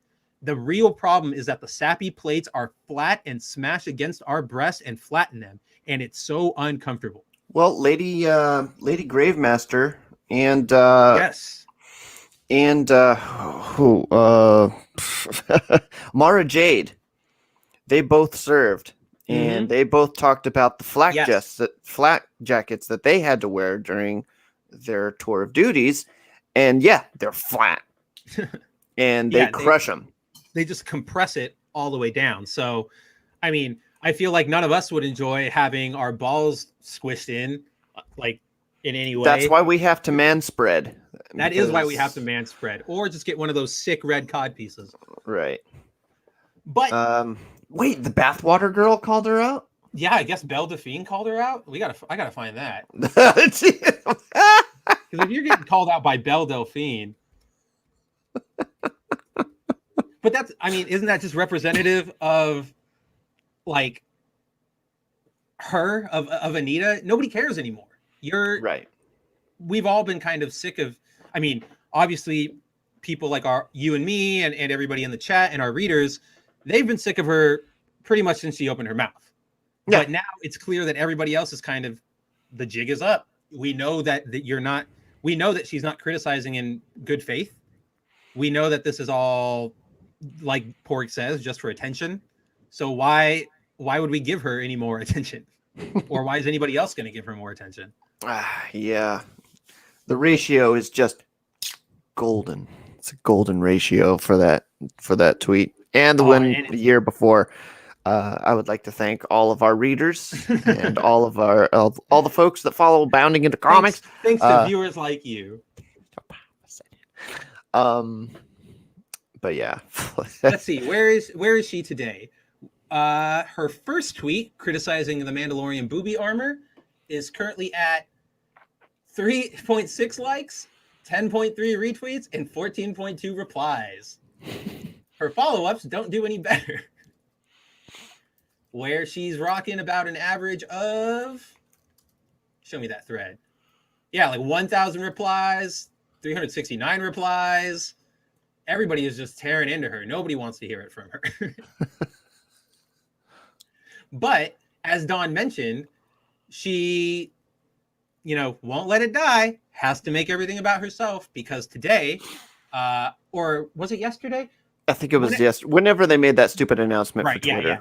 So whenever it was either today or yesterday, time has no meaning anymore since quarantine started. Twitter introduced fleets, which are actually right here. They're actually kind of going in that video right here on Anita's profile. They're basically Snapchat stories, Instagram stories, Facebook stories.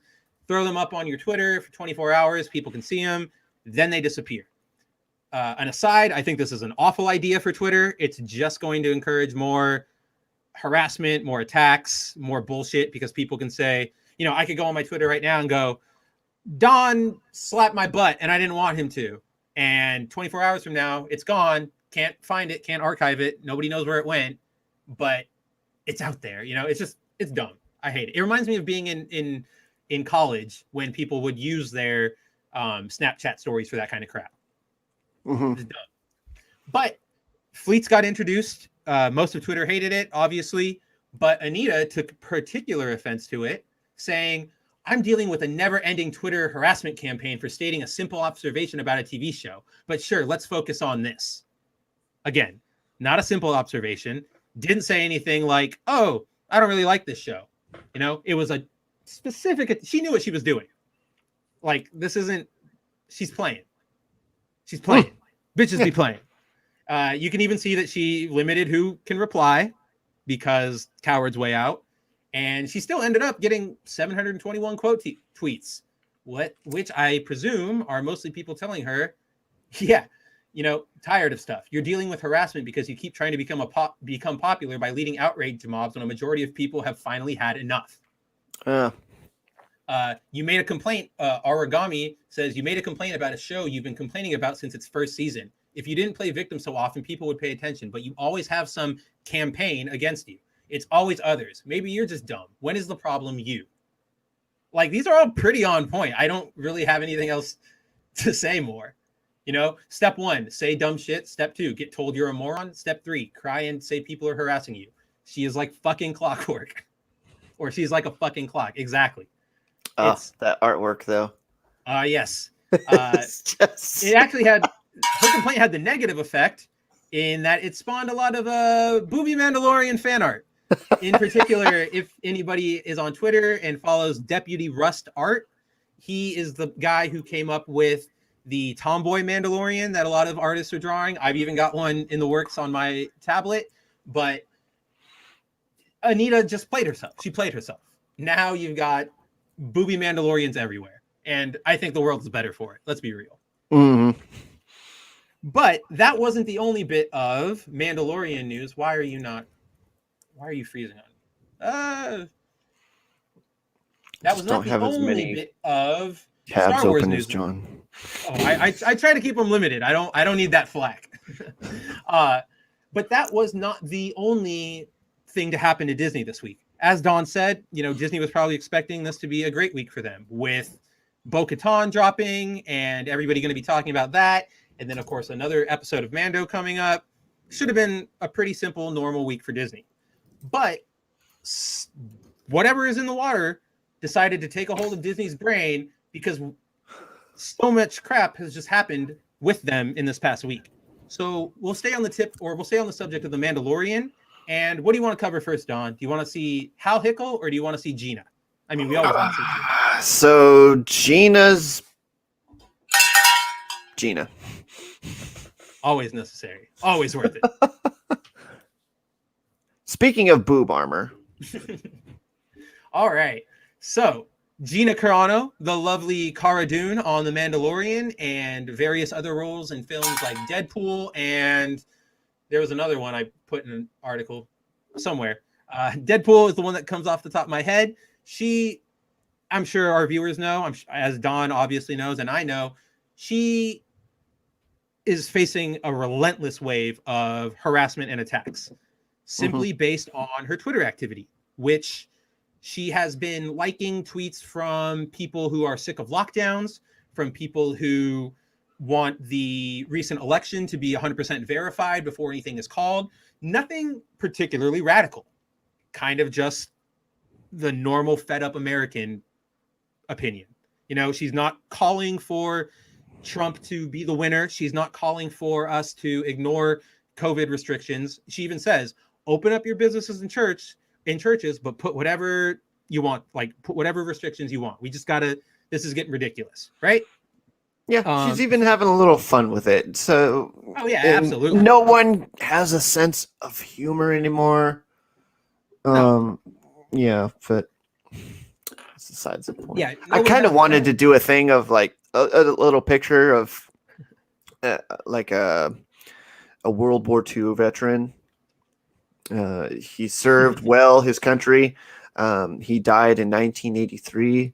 And this year he voted for Biden in the general election for president of the United States.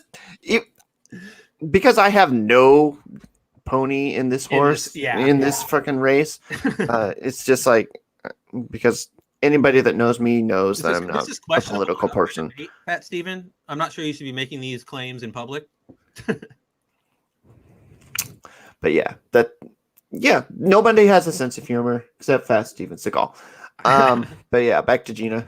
Yeah, so Gina has just, because of that, because she's not adhering to the super strict lockdown everything, super, I mean, I don't want to say leftist, but leftist way of thinking, everybody has been railing on her, calling for her to leave the show, calling for her character to be written out. And these campaigns have been happening for 2, 3, maybe 4 weeks, but they finally came to a head this week when these same fans got the hashtag Fire Gina Carano trending, which was not based on anything in particular. It was kind of just the explosion of everything that was building up in these dumb fans. The proverbial straw that broke their back was this meme. Breaking news: Democratic government leaders now recommends we all wear blindfolds along with masks. That's the funny one. See what's really going on. Yeah, that's funny to me. I'm like Don. I don't really have a pony in this race, but I thought that was pretty funny, regardless of where you sit on the aisle, right? People lost it. This isn't just a difference in political opinions. What she has done and continuing to do is violent and harmful. They are going over after her for these simple things. One of the things that really got to all of them was the fact that she created a Parler account. She said, hey, you can join me over at Parler. I go by Gina Joy Carano. It's her full name. And you've got people going, all right, fire this bitch. It's gone too far. That previous tweet said that she's supporting and defending white supremacists and their extremist ideals whilst voicing her own. Like, let's look at these two tweets over here. America does not have a system. These are two tweets that Carano liked. America does not have a systemic racism problem. America has a violent leftist extremism problem. And then you are more likely to be assaulted for being a Trump supporter than your race in America today. You know what?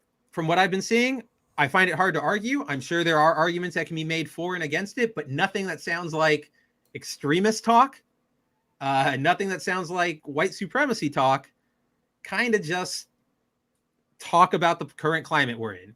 Like, that's all it is. Nothing.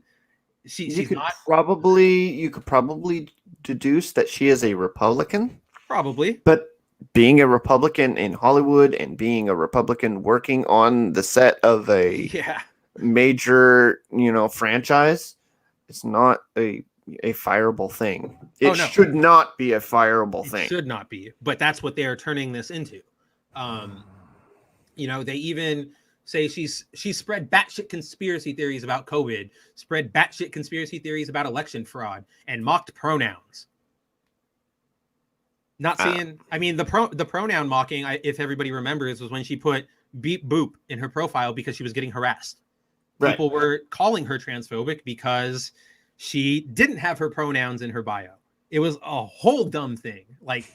But that's where they're getting it, right? And of course, this is shitty Star Wars posts, who I'm sure everybody's familiar with at this point. Oh, yes. For being shitty themselves. But free speech, and she's a woman. You just want her fired for her different opinions, blah, blah, blah. Yeah, if those opinions are racist, invalidating people's existence, spreading harmful lies and propaganda, and wishing ill upon people, then yeah, she doesn't belong in Star Wars.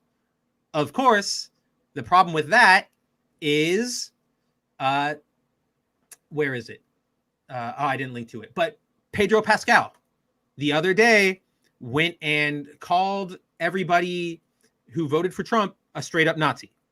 He posted that image on his Instagram. It said losers in 18 whatever, and showed a Confederate uniform. Losers in 1945 showed a Nazi flag, and then losers in 2020 or in 2020 and showed a MAGA hat. Right? Completely taking this mean-spirited shot, insulting Republican Trump voters who were fans of Star Wars, and to them, that's okay. Mm-hmm. That's why this is all bullshit, is because it's a game of double standards, which is rules for me, not for me, because as long as the target is okay, there are no bad tactics. It's pretty disgusting. Right? Right here, the audacity of hiring a white woman who has blatantly made it obvious she doesn't believe in racism to work alongside black men and a Latino man is a fucking insult and mocking people of color at this point. Fix this. Right? And then this person just straight up calls her a transphobic, COVID-denying, racist, MAGA dumb fuck. And then see, especially when Disney is censoring Pedro Pascal for calling out MAGA, which is not what he was doing. Yeah. Yeah, but I don't. Gina, of course, in her beauty and in her grace, didn't engage with these people, didn't give in to their crap. She instead posted the Man in the Arena excerpt from Teddy Roosevelt's Citizen in a Republic, Citizenship in a Republic speech. Just to add to the Pedro Pascal thing. Yes. Gina didn't engage with the people. No. Yes. Well, just one thing. She went. She did a little picture. Went boop to somebody that disagreed with her. Pedro Pascal actually went on a live stream by. That's right. Geeks and Gamers. Jeremy. And started mocking him during the live stream, and then he had all his followers go after Steph, Steph, who also works for Geeks and Gamers. Right. I always forget her handle too. Very, very different kind of scenarios there between the two. And that to me just seems like more of an example of the crappy behavior we've seen from Pedro in the past. Like, if you told me that the same man who threw a tantrum about having to wear his helmet all the time acted like that, I would believe you 100%. I would not question that. Mhm. And you're totally right. It's a world of difference between these responses because Carano is kind of just handling it. Like, she's posting this, it is not the critic who counts, not the man who points out how the strong man stumbles or where the doer of deeds could have done them better. The credit belongs to the man who is actually in the arena, whose face is marred by dust and sweat and blood, who strives valiantly, who errs, who comes short again and again, who spends himself in a worthy cause, who at the best knows in the end the triumph of high achievement, and who at worst, if he fails, at least fails while daring greatly, so that his place shall never be with those cold and timid souls who neither know victory nor defeat. Which is, I mean, first of all, it's Roosevelt, so of course it's going to be beautiful. But Right. I think that's like the perfect way to put it. What do these people matter? Gina's out here doing it. She's putting herself out there. She's acting. She's being front facing. She's interacting with the fans and making, like you said, she's a Republican in Hollywood. That's got to be super tough, especially in If this she is. climate now. If she is, right.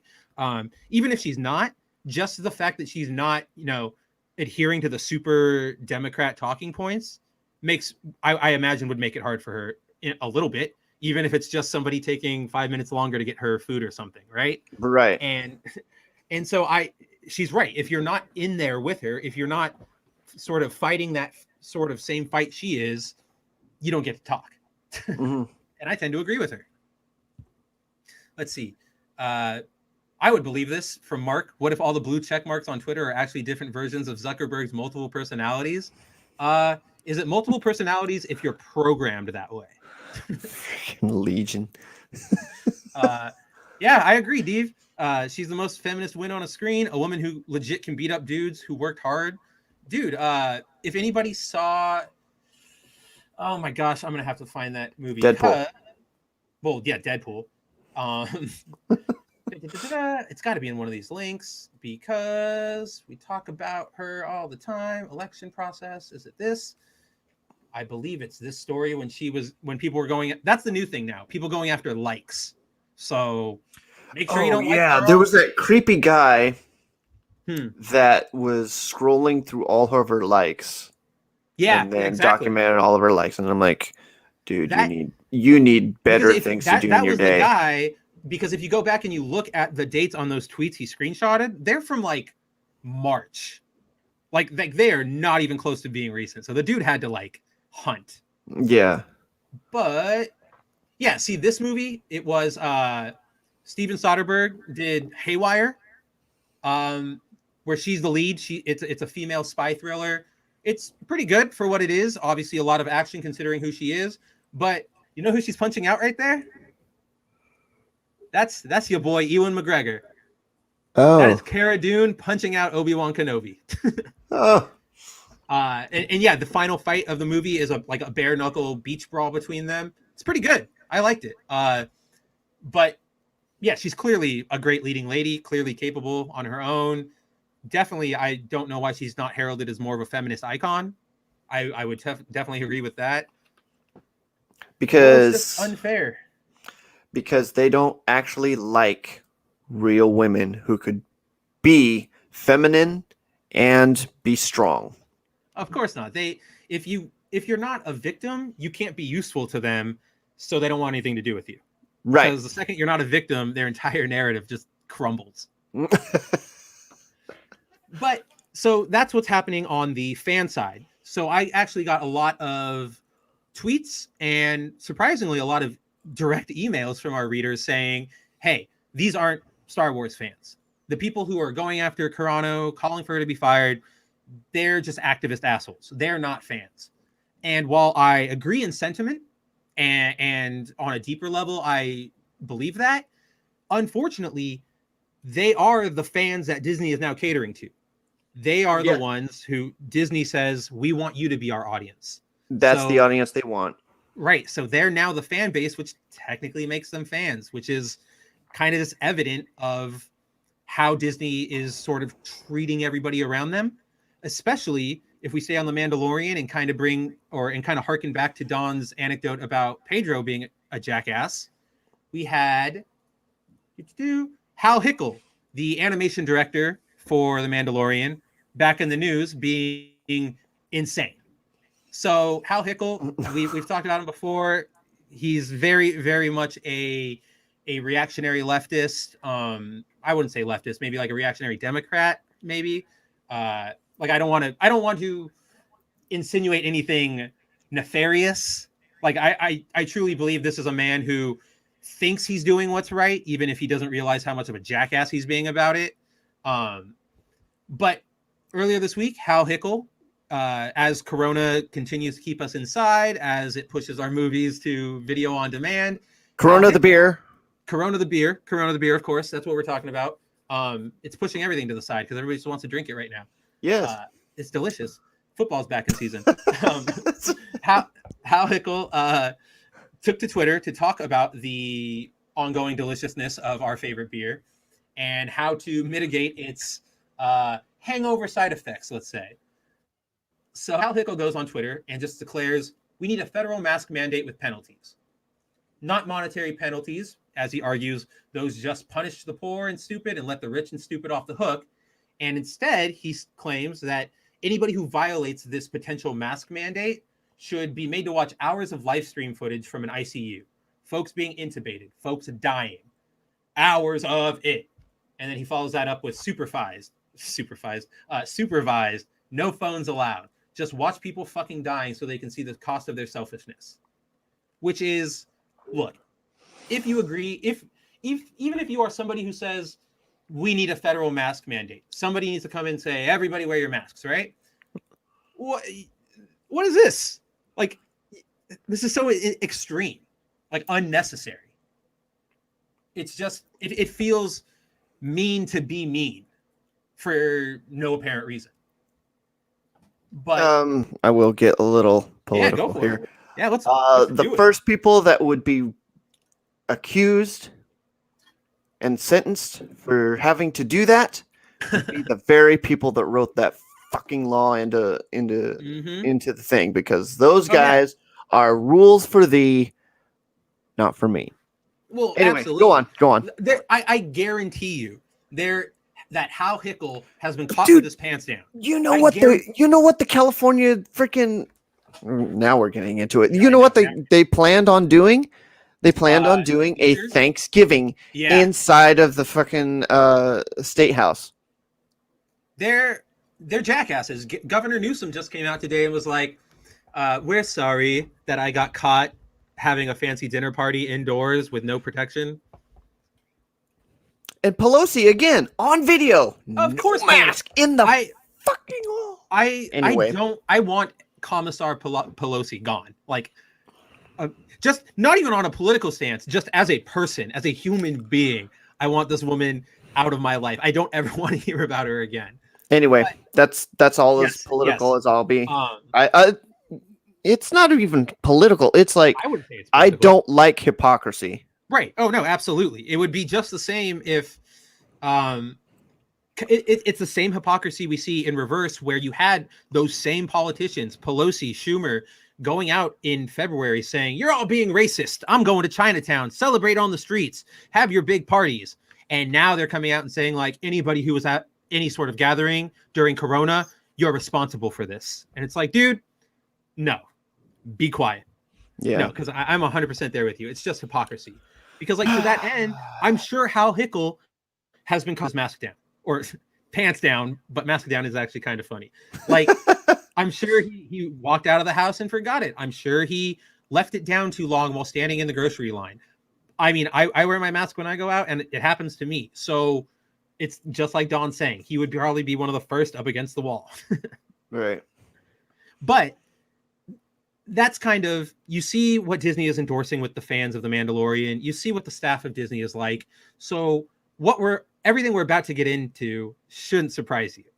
So first off, let's get into the latest development at Disney Parks, which is the Disney Parks chairman. Oh yeah, the blue hair.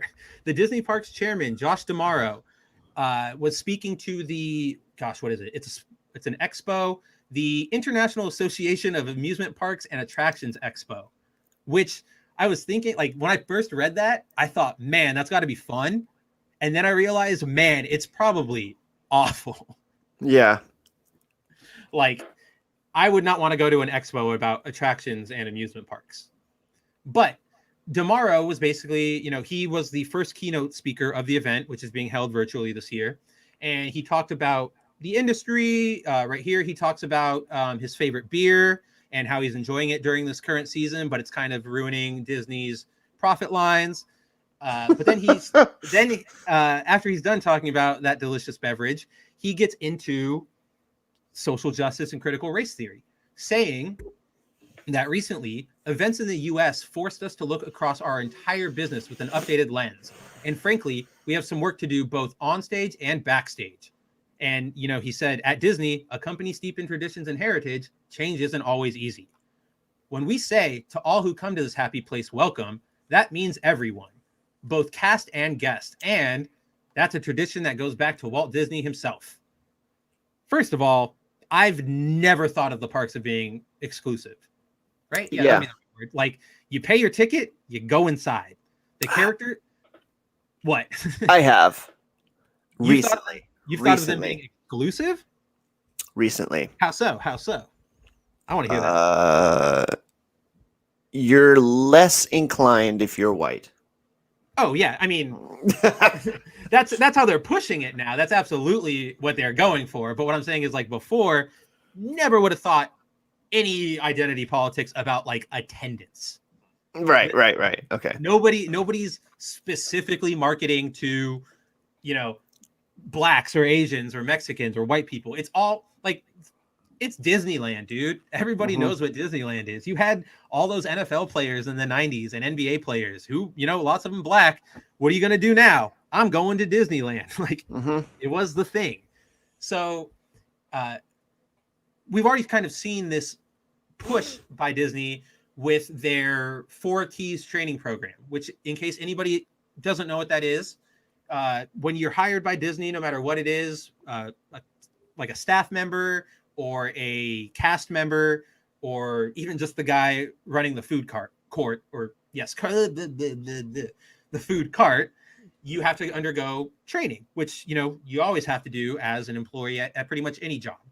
Right. Before 2020, Disney had 4 keys, which, as you can see here, were safety, courtesy, show, and efficiency. Basically saying things like, I practice safe behavior, I take action to put safety first, I project a positive image and energy, I'm courteous and respectful to guests of all ages, I stay in character and perform my role, and then I perform my roles efficiently so guests get the most out of their visit. Pretty standard stuff, pretty standard, like, training program, just with like a Disney spin on it. But earlier this year, they added inclusion as a key.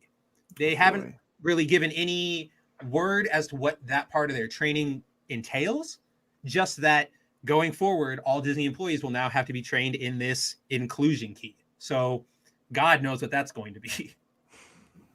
But DeMauro goes on to say that he believes that a truly inclusive environment is critical to fostering ideas from all people to help us grow, innovate, and create the best stories possible. I don't know about that. I don't think any of that has to do with telling the best stories possible. No, it's the thing of you're putting the horse before the cart. You're putting the cart before the horse.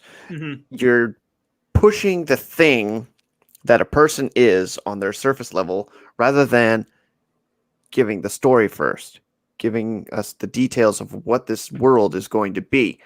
If they had said, okay, we're going to make a KOTOR freaking park. That's great. KOTOR. Awesome. That did. And then you have all the diversity within KOTOR in that park. But no. Yeah. It would be natural. Kind of like what we always say, where they're but no, there. We're going to have black people. We're going to have lesbian people. We're going to have bi people. We're going to have the people that they them. We're going to have all them in this park. And we're going to call it KOTO. KOTO. Knights of the Old Patriarchy, okay? It'd be Kotok.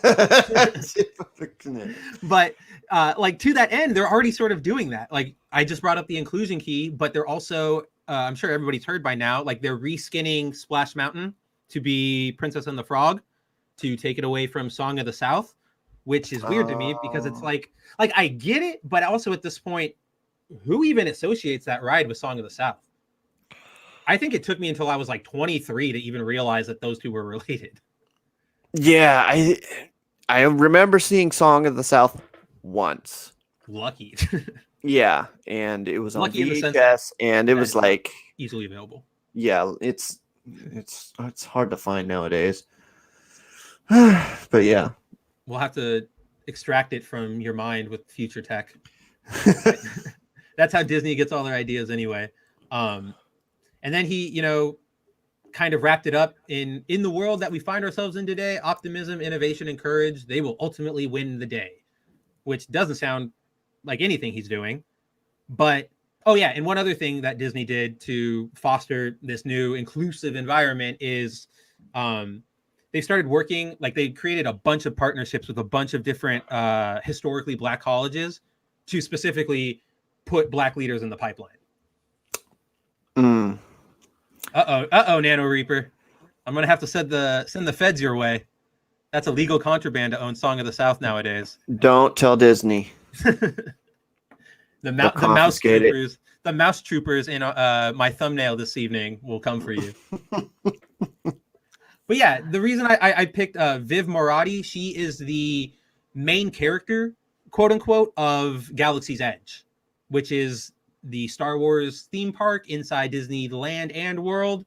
I guess they have this sort of in-park story, I guess is the best way to describe it, where she's a rebel smuggler and you can see her throughout the parks, like interacting with guests and hiding them from stormtroopers. And I think she has like a book and a comic series. It's just another one of those forced characters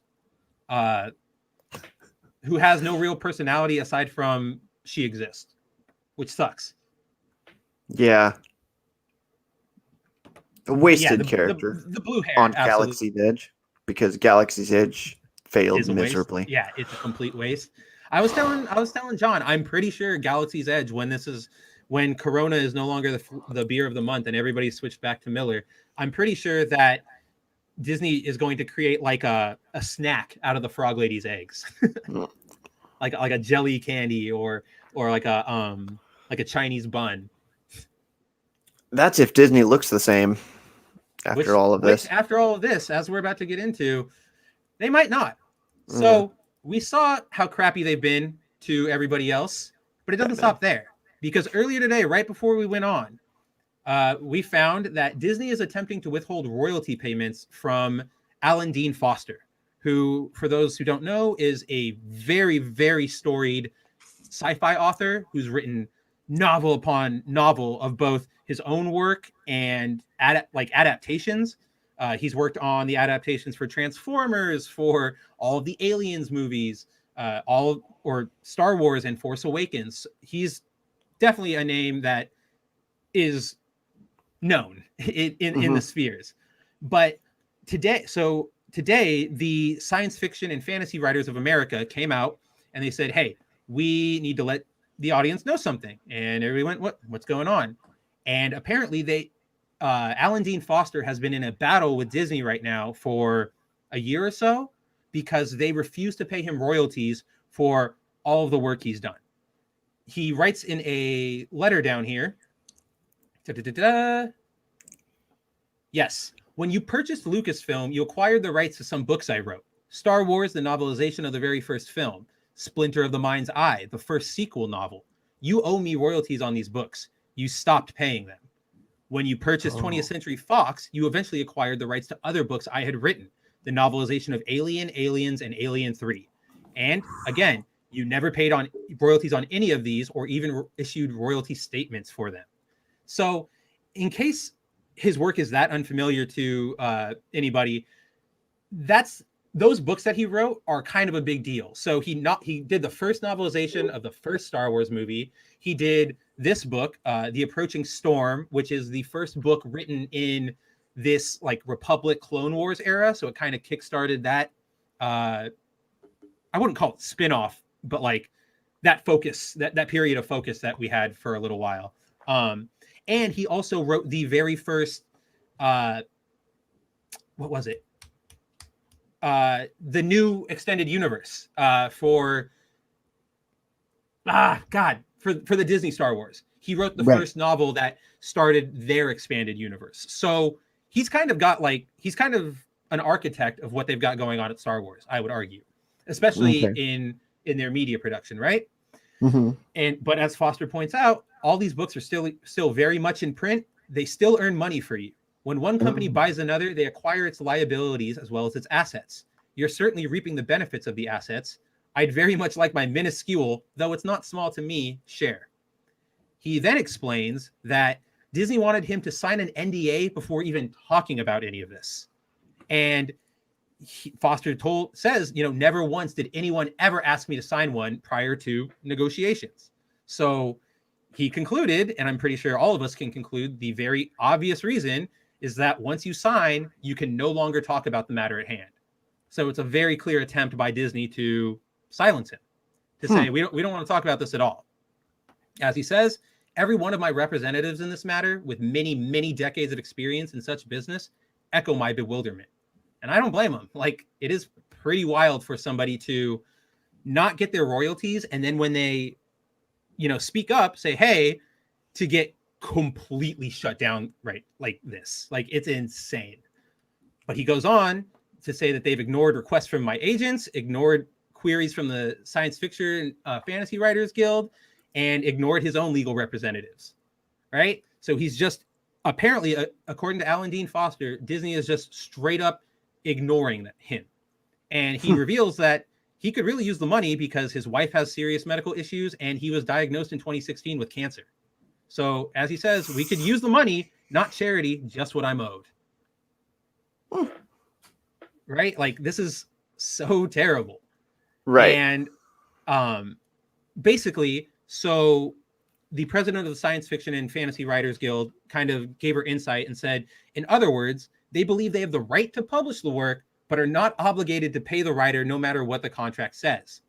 If we let this stand, it could set precedent to fundamentally alter the way copyright and contracts operate in the US. All a publisher would have to do to break a contract would be to sell it to a sibling company. And so I kind of gave an example of that in the article. So imagine you, Don, audience, whomever, that you got hired by Marvel, and Marvel you pitched them a brand new series, said, this is my original character. I want to bring it to Marvel. Whatever you do with it, that's fine. But I want to be known as the creator. I want my royalties. And they say, totally fine. We love it. Let's get you on board. So you go to work for them. You pen years worth of comic issues, maybe a book or two. They eventually develop video games and films based on your stuff. And it starts raking in money, right? And you're just sitting there going, I know I'm not getting like all the money, but I'll take my $1,000 a week or whatever from the latest Hollywood blockbuster. Now imagine, as all these movies and games or whatever are making money, one day Marvel calls you up and says, hey, Don, hey, Alex, hey, Mark, hey, Deviant, we decided to sell your character and the rights to that character to Lucasfilm or ESPN or anybody else that's kind of related to Disney. And you go, all right, I mean, what's done is done. So then you go to Lucasfilm and you say, hey, Lucasfilm, I'm looking for my royalties. But if Disney succeeds in this argument, what they could essentially do is go, yes, we see your owed royalties, but that's from the old company. We bought the rights to publish your stuff, but we didn't buy the obligation to pay you the money. So if you want that, you have to go talk to them, which then kind of sends you in this legal twister of go talk to them. No, you got to go talk to the other person. Go talk to them. Go talk to the other person. Yeah, the endless loop. Yeah, the endless loop that eventually just results in Disney saying no.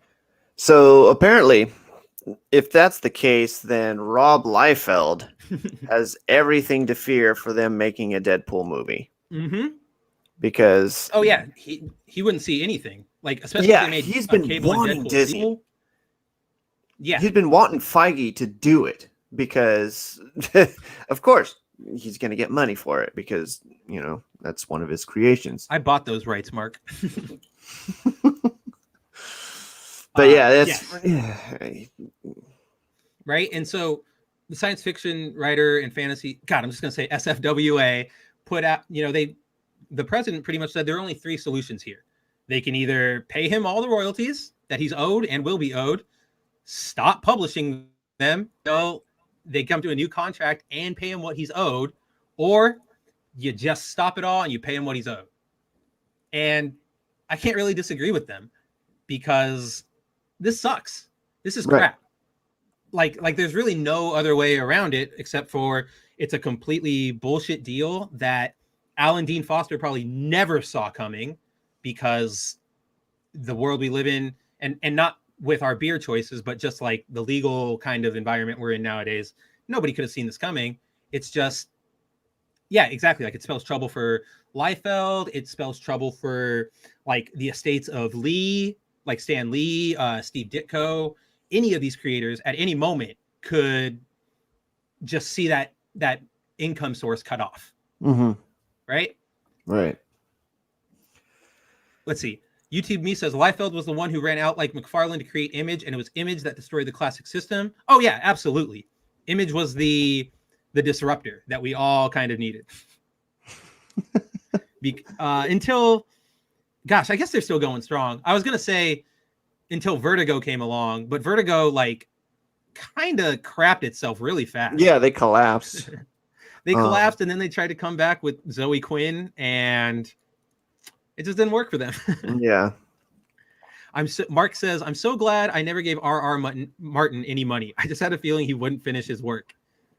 I've been waiting, like I was waiting to read those when like a nice collected edition would come out and I could put it on my shelf and it'd be nice.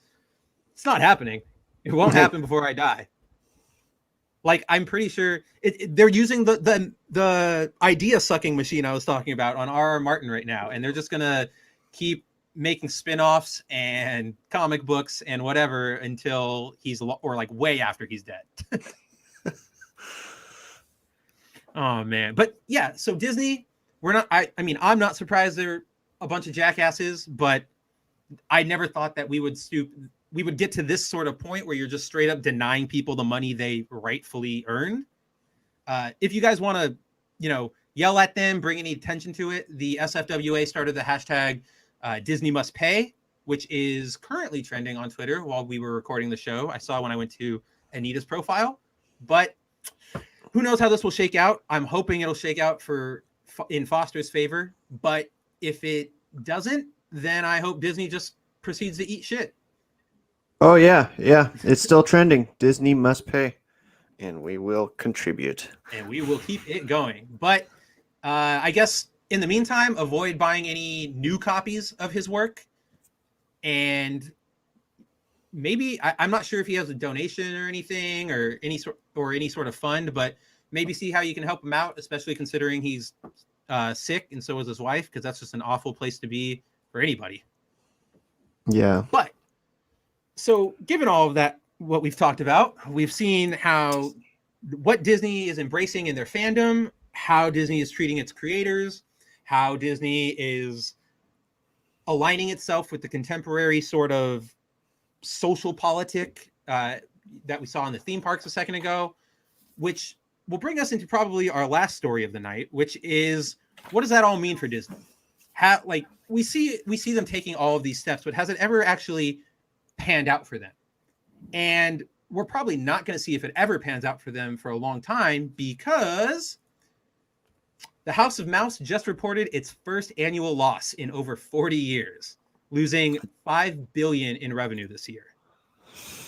Now, of course, we know that there's a certain battle of the beers going on right now, and people are a little drunk, a little not able to get to the theaters, not able to make it to the theme parks all the way. But even so, what we see here is a massive, it's not a windfall. John taught me that windfall is a good thing. It's just a massive sinkhole, I guess, would be the best term. I'd say gutting. Yeah, I would say gutting. That's a pretty good way to put it. So their losses in this quarter alone, this fourth quarter of 2020, totaled 710 million, which whatever, it's just a number, but that was its second consecutive red quarter, which means basically since the Battle of the Beer started and everybody started hoarding all the limes in the country, nothing's been working out for Disney. Why go watch a movie when you're stuck at home drunk? Am I right? Right. Well, you can't watch a movie because all the movie theaters are closed. Because they say no drunk people right now. They haven't seen a loss that bad since 2001, when they shut down go.com. Did you know that? Did you know Disney had go.com? Go.com? Yeah, it was this very, very like proto like search engine. Like it was around when there was like Ask Jeeves. Oh, Yahoo was still the premier thing. So, I guess, yeah. What else was happening in 2000? What month of 2001 did they experience that kind of loss? Because if it was in September, then that explains a lot. That's a really good point. Let's look that up. It would be September, October. People are not going to congregate into a large space together because they're afraid. Oh, it was actually way behind or way before 9/11. Really? It was in April. Oh, wow. The company took charges totaling $1 billion in the quarter to scale back its go.com internet search site. Wow. About 820 the tech million bubble. Of that was a non-cash burst. Yep.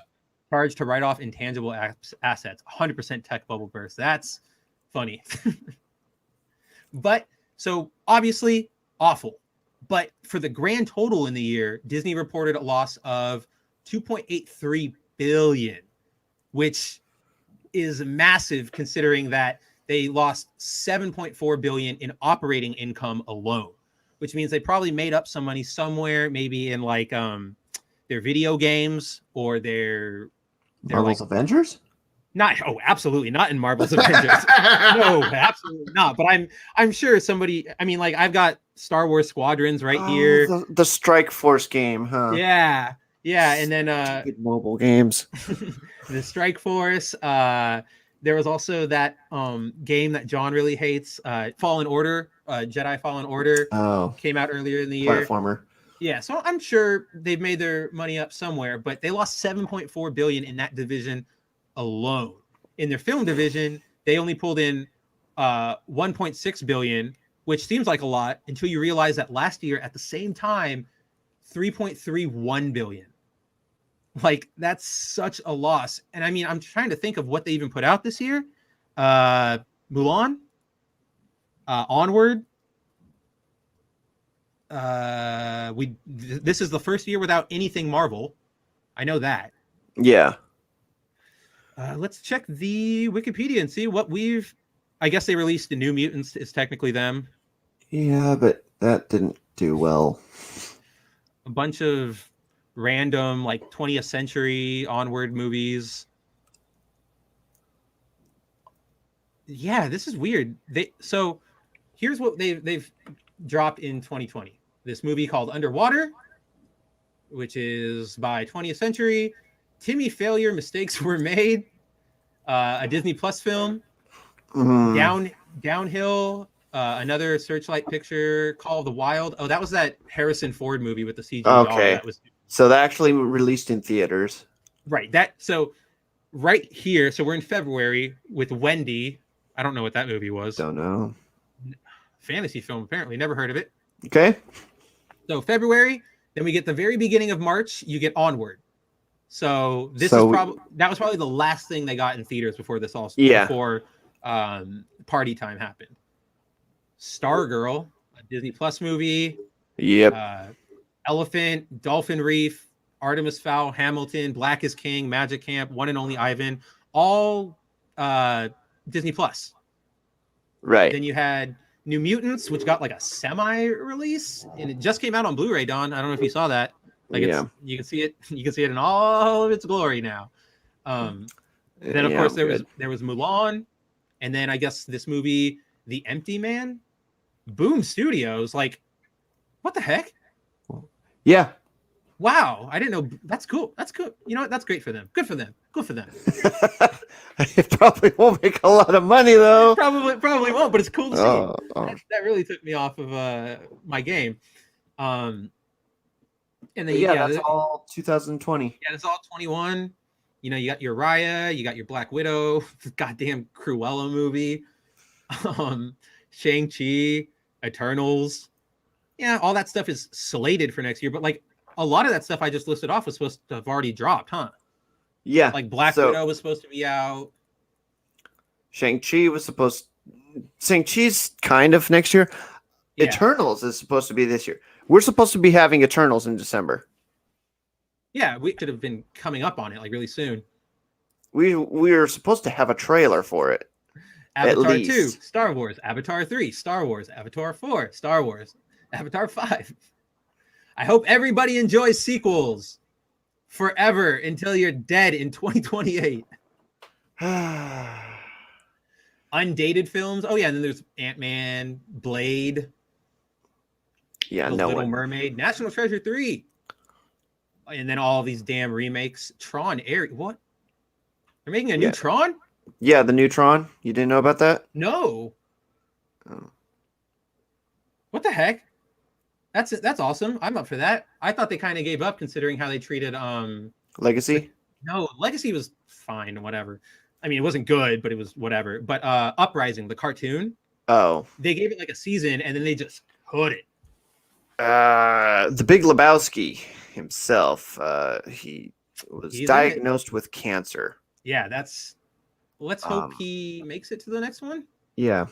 I mean, let's just hope he makes it in general, but I also don't want to see another CG Jeff Bridges. That Jeff Bridges is so bad. Yeah. They need to work on that technology a little more. That was definitely did you ever see like the Polar Express? Yeah. It's exactly that. It's like that uncanny valley where they don't really have it right yet, but they don't have it bad yet. Yeah, it's like, the same with Star Wars when they did Tarkin. Yeah. Moff Tarkin. Tarkin at least looked, when he wasn't talking, he looked like he could be a person.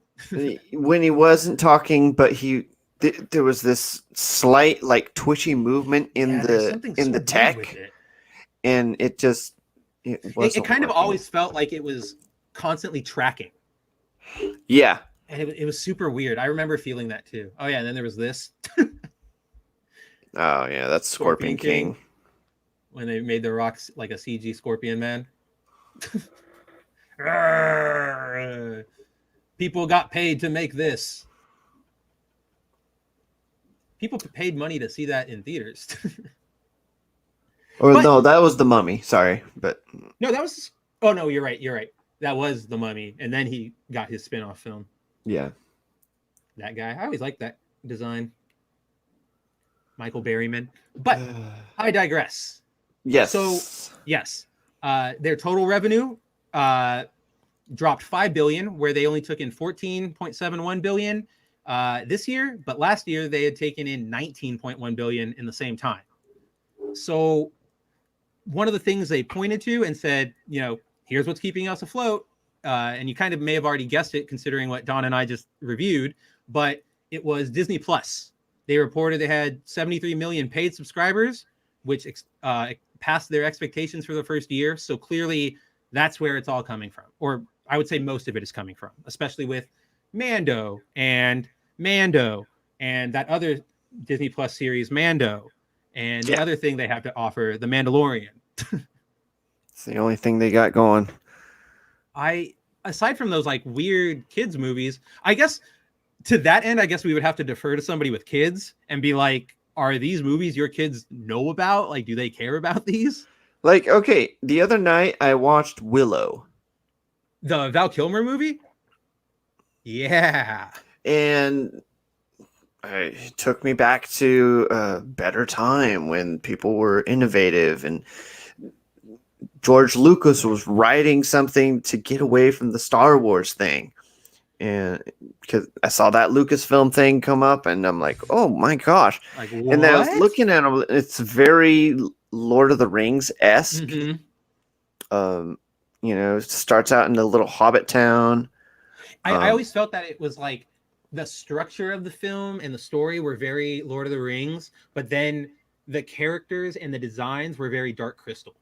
Yeah, and it was like really condensed storytelling. Oh yeah, had to be. Like I mean, the film's only like an hour. And it was like the first instance of a female protagonist In turning. Joanne Bailey. Yeah.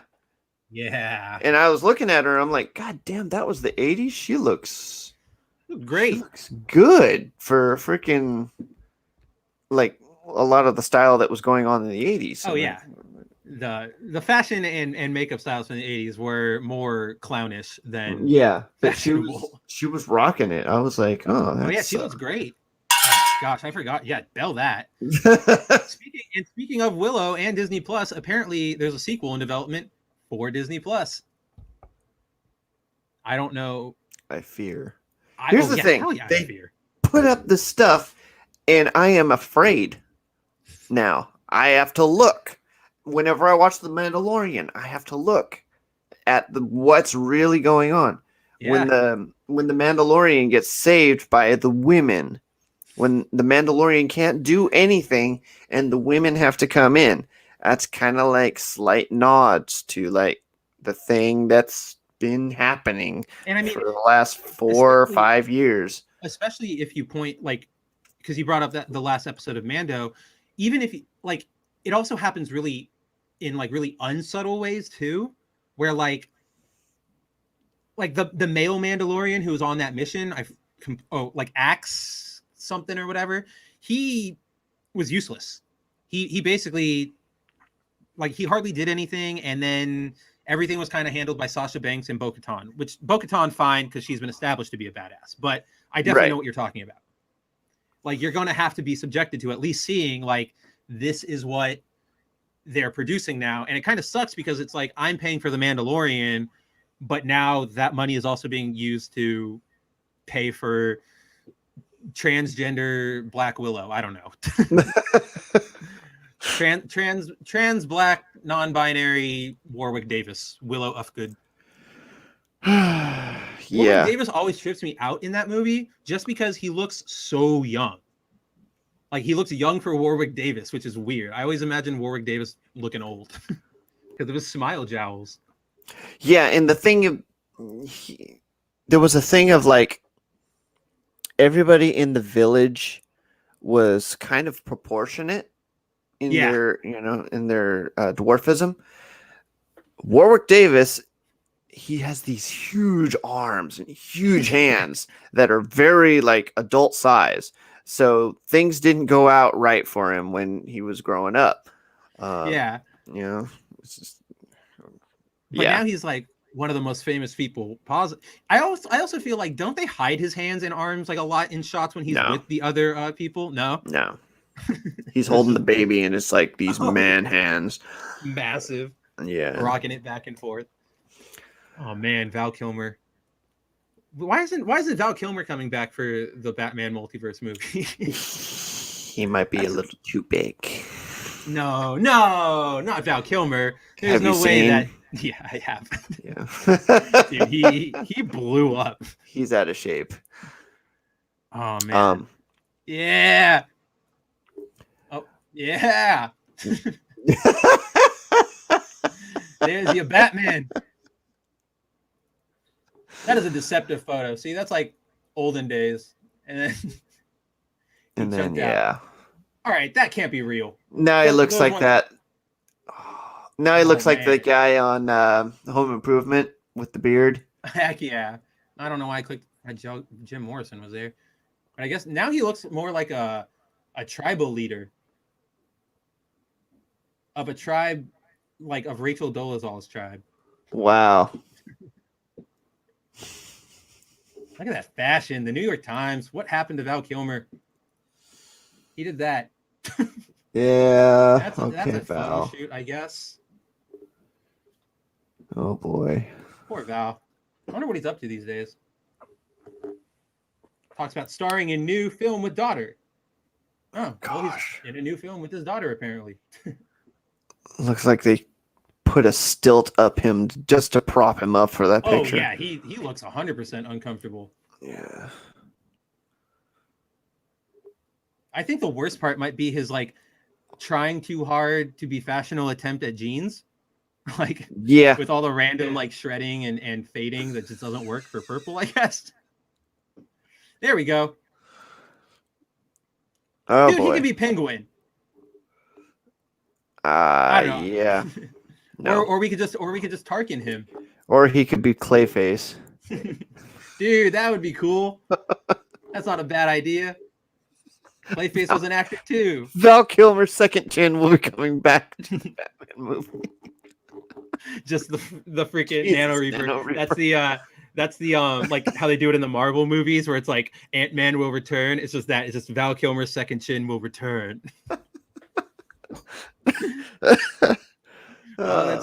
He doesn't have it. He doesn't have the throat cancer anymore, Porg. I'm pretty sure he beat it. So I'm not gonna make fun of his throat cancer, but I don't think he has it anymore. But so you have Disney Plus doing gangbusters for Disney, apparently, or at least enough to mention, maybe keep them afloat for a little while.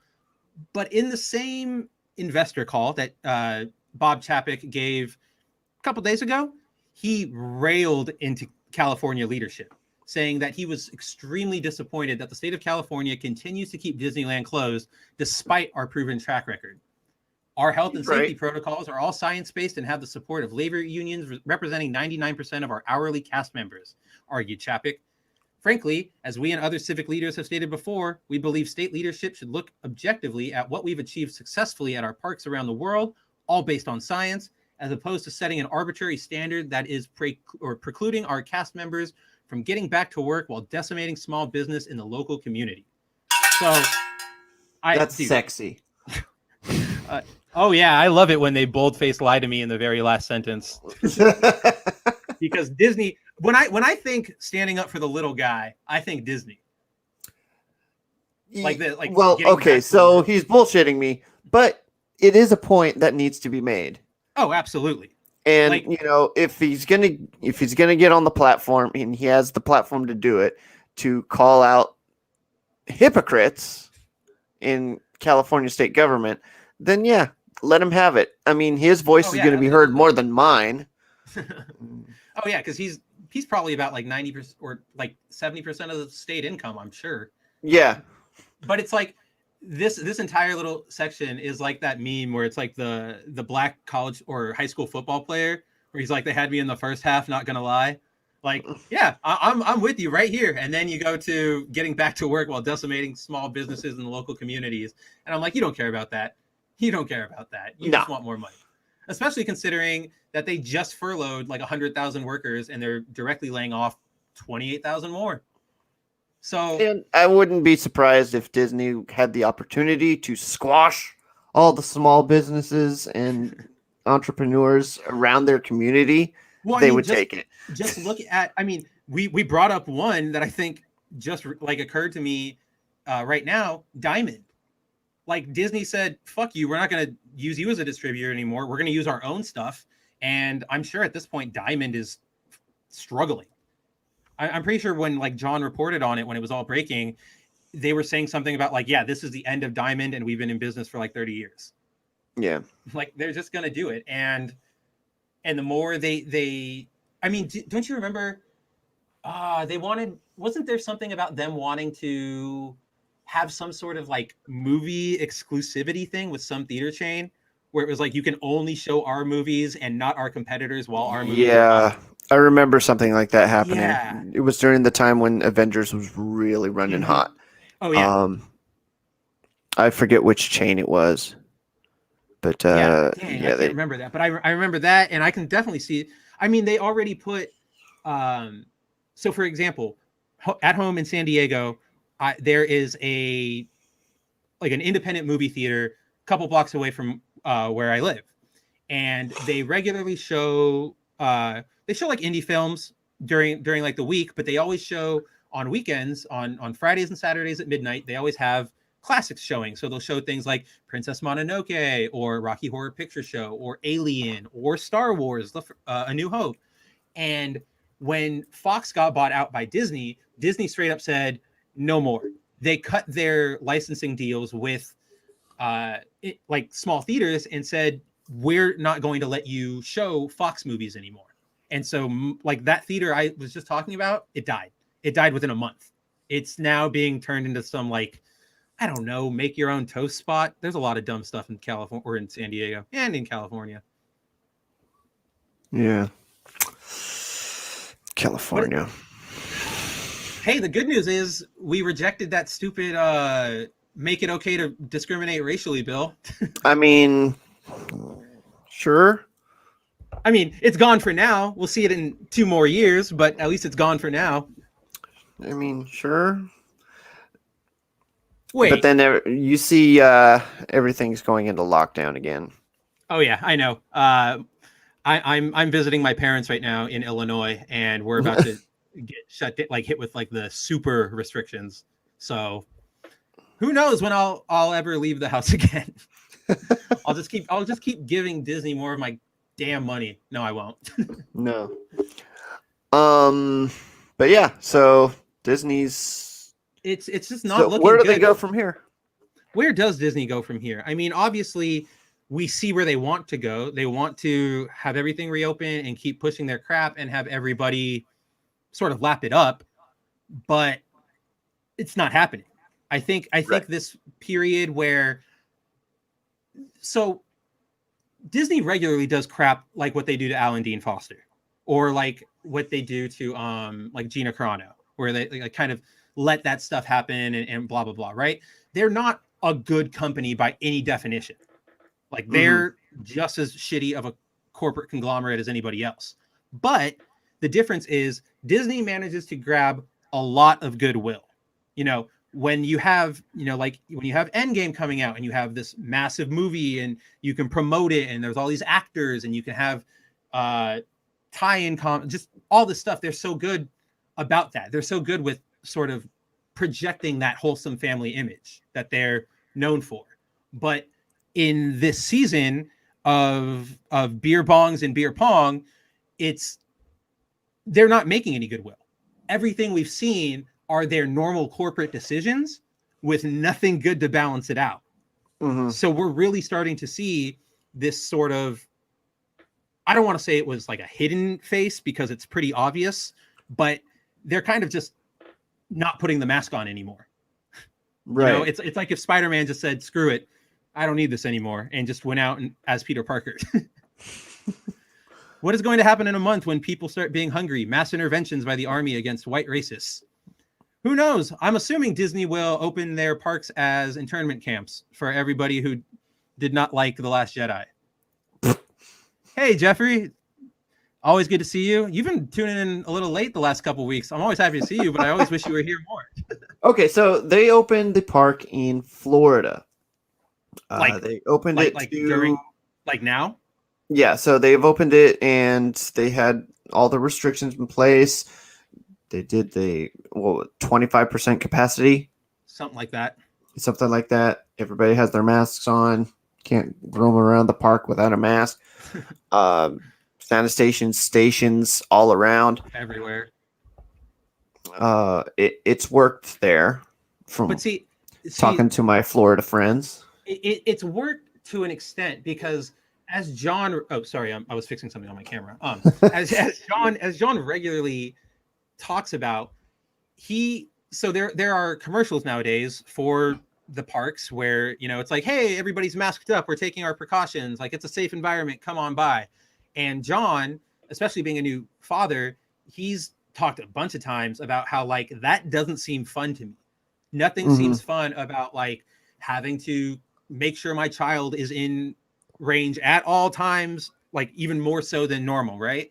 Or having to stand around in the heat with my mask on for 14 hours during the day, or walk around in it, eat in it. Like, so I think people who are going now are those sort of like, I'd almost call them like religious zealots. Like, do you remember that article that came out in like the LA Times when this was all, when everybody started partying, and it was like, what, like these adult Disney fans don't know what to do anymore. Like they're losing the magic. And it was like these really quick interviews with like 8 different like adult Disney fans who go all the time. And this one woman was like, I don't know what to do anymore. I'm sitting at my desk looking at old pictures and breaking down crying because I don't know when I'll ever get to go back. And, you know, I'm wearing my special Disney outfit every day and watching YouTube videos of park tours just to get my fix. And I'm like, dude, like that, first of all, you're insane. But second of all, I think those are the kind of people who are out right now, who are out going to the parks. Because I think that even if you aren't super afraid or super worried rather about getting drunk, you the demographic I imagine to be attending these parks in a significant sort of way, which would be the families of like working class people, you know, like, hey, family trip this year, we're going to Disney World. So I imagine that's your main audience. They're not going to be coming a lot anymore. Like I feel like that's mostly who's not coming anymore. Again, even if they have not that many qualms about COVID, it's more about like, or not COVID, getting drunk. It's more about just not dealing with any of that hassle. So I think the longer this goes on, the more they're going to keep losing money. Oh, Nano Reaper's right. Oh, so, yeah, no, 100%. Disneyland is full of selfie-taking millennials and Asian tourists. Dude, they're one and the same. Yes, I have a Asian friend who goes there, takes a lot of selfies. And it's just what they do. Is a millennial. Like I went to college at UC Irvine, which is just down the freeway, maybe 15 minutes, 20 minutes from Disneyland. And a lot of the kids, so that school, its demographic is really, really Asian. In fact, the nickname we gave our school, since it was UCI, was the University of Chinese Immigrants. Yeah, because there were so many like Chinese and just Asian people there, myself included. And all of my friends, I remember this because I don't particularly like Disneyland. I think it's cool once in a blue moon. You go on the rides, fine. But food is expensive as shit. You got to wait around for everything. I don't know. It's not my idea of a good time. Once in a blue moon, right? My friends and my classmates, there would be days where I wouldn't see any of my group for hours. And they would all kind of walk in at the same time because we worked together. And I'd be like, where'd you guys go? And my friends would routinely go to Disneyland on their like breaks between classes. So they would have like a 2-hour break. They would go, they would pay the fee for parking, use their annual pass, go ride one ride, and then come back to class. Yeah. And yes, all but one of them was Asian. It's an obsession. I mean, my ex-girlfriend was an Asian girl or an Asian woman, and she was obsessed with Disneyland. Like I'm pretty sure she's one of those people who is losing her mind right now. I think, dude, a lot of the Tinder profiles that I looked up on when I was single, a lot of the ladies were preferring individuals who had a Disney annual pass. It was so dumb. And I guarantee you, it's the same profile every time. It's them standing with their Mickey ears, and then it's some quote about like the magic's real, or like Disney is my happy place, blah blah, with like star emojis, and then looking for a guy with an annual pass. Where was it? Steve Ernest. A bunch of LA politicians went to Florida Disneyland to study the virus safety there. Oh, it wasn't a vacation; it was for the study. Oh yeah, completely. Just like it's happening right now. That's like me going on the hub because I need to, do some science work. He needs to go on the hub to understand their website design to help bounding into comics. That's exactly what it is. Dude, hell yeah, John Willis. Disney should buy the Gundam franchise and just open a Gundam park. Wait, yes to the second part, no to the first part. I believe what I'm independent Gundam park. Independent Gundam park would be incredible, and they've got the money. I mean, they're building a real one right now. Have Universal build it. That's what I was about to bring up. My alternative would be Universal Studios Japan, because they've got they have an Evangelion like section and attractions, but then they're also well, it was supposed to be this year. They're opening up Nintendo Land, which is all Super Mario based. If anybody's seen any of the like behind the scenes like preview pictures, it looks really, really good. You know what? Let me see if I can. Universal Studios. Yeah, John Willis, don't give them ideas. They're out of money, but don't give them ideas. They'll just sell, I don't know. They'll just make another 3 Star Wars movies. Let's see. I mean, this is one image. All the images that exist right now are just from like drones and fans taking it behind the scenes. But like, this looks great. Like, this is freaking Bowser's Castle. Bowser's Castle. And you can see like the parking lot behind it and stuff. Like, wait, this is Japan? This is Japan, yeah. God, I was supposed to go this year. Oh yeah, see, there's more of it. Doo-doo-doo-doo. Like, that looks fantastic. And then you even go more. You've got like thwomps and coins. Like, this just looks fun. Oh my gosh. And you'll be able to go Don in like 9 years when your body has been sterilized as a robot. Dude, I'm going to start taking Japanese courses, and yeah, it's going to happen. Oh my gosh. You should talk to Oliver Gia on Twitter. He took Japanese lessons, in case if you don't know who that is. Yeah, see, look. Woohoo! Wahoo! Would have been fun. Not happening anymore. Gosh. Mario Kart this ride. looks tons more fun than Disneyland. It looks like they might have a Lapras ride. What? I bet that's Pokemon? clickbait. I bet I just got clickbaited. I swear. Pokemon? I think I just got clickbaited. Yeah, you got clickbaited. Oh. Oh, there it was. Original park contained ideas for Zelda Pokemon. Okay. The original idea was to have any and all Nintendo characters involved, but that idea was scrapped for the singular Mario themed park. Look at this, though. Pokemon Snap Ride in Dubai, apparently, but I would have. I'd be down. I'd be down. Encouraging guests to bring their Nintendo device. No, I'm not bringing my Switch to the damn park. Yeah, I wouldn't either. I'd be like, I'm here to do the thing, not to play on my I also Switch. don't want to worry about like, you know, oh, we have to take our backpacks off to go on the ride. Guess I got to put my Switch down wherever.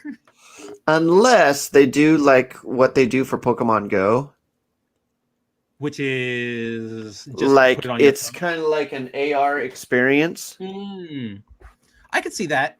I can see that throughout the cool park. Your Switch like sees things that really, you know, are programmed into the game. If that were a thing, I could definitely get behind that. But I can imagine that, like, I can imagine them doing something like that if they kept Pokemon in, because I can imagine like, oh, go to this pink castle right here, and there's an augmented VR station to get Mew, you know, something like that. That's kind of what I assumed would have happened. It didn't happen. We just got Mario instead. 僕はちょっと日本語わかります。一つ年いました沖縄. Okay. So not he's bad. From not bad. Okinawa. He has some Japanese わかりました. Chotto is small. You know more than me, and I'm supposed to be the Bounding into Comics anime reporter. Yeah, so I know a little chisai desu, but that's why I want to continue. See, his pronunciation Japanese. wasn't that bad. Whoops. Whoop. All right, but it is 8:50 in California, which means we should probably start wrapping up right about now. Yeah, I think midnight for a lot of these other folks. Yeah, I think Nintendo Land's a great place to stop. Let's, you know, maybe when they're open, right?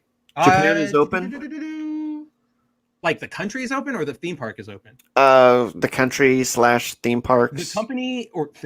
The country is open, but I think they're on the verge of closing down again, because I think there's a huge spike happening in Tokyo. Japan open. Hell, everyone's just drinking beer. I know, everyone's just drinking beer all the time. Oh, it's not even open yet. Oh. Like that Universal Studios isn't even open. Wait, yes, it is. 2001. What am I reading here? Maybe that part of the Park. Oh, it was literally the Nintendo part, but for some reason it didn't differentiate it on their website. Oh, that's cool. Well, okay. I still want to go, and maybe we'll all go, bounding friends, and we can all help Don find a Japanese wife with his terrible pronunciation. No, I'm good. All right, but until our trip to Nintendo Land, I have been Spencer Baculi, the associate editor for Bounding into Comics. Always a pleasure to see everybody here on Wednesdays. John Willis, Luis, YouTube me. I hope you get a better name eventually, because who is YouTube me? Is it YouTube you, or is it YouTube me? And Nano Reaper, Deviant Porg, if you're still around, Alex, oh my gosh, the Demon King himself. Why can't I? Lopter. Everybody who's joined us, Stephen Ernest, thanks for stopping by. Fat Steven Seagal, wherever he is, creating his latest Photoshop masterpiece. You can find me personally. You can find me on Twitter at Kabuto Writer Mav. I'm around every day, kind of complaining about comic books and manga. And aside from that, I've just, content's going to keep coming on Bounding into Comics. So make sure you are subscribed to our Twitter, our Facebook, YouTube, all the fun stuff, and, get the best news from the best source. And then thank you guys for always supporting us. Oh yeah, absolutely. Honestly, I don't think we would be as good, as motivated a source as a lot of these other folks out there. Kotaku. But you know what? We are motivated because you guys are fantastic. I mean, Don drops us the best breakdowns of Marvel news. JB's got our DC stuff covered. John and I have everything in between. We've got this.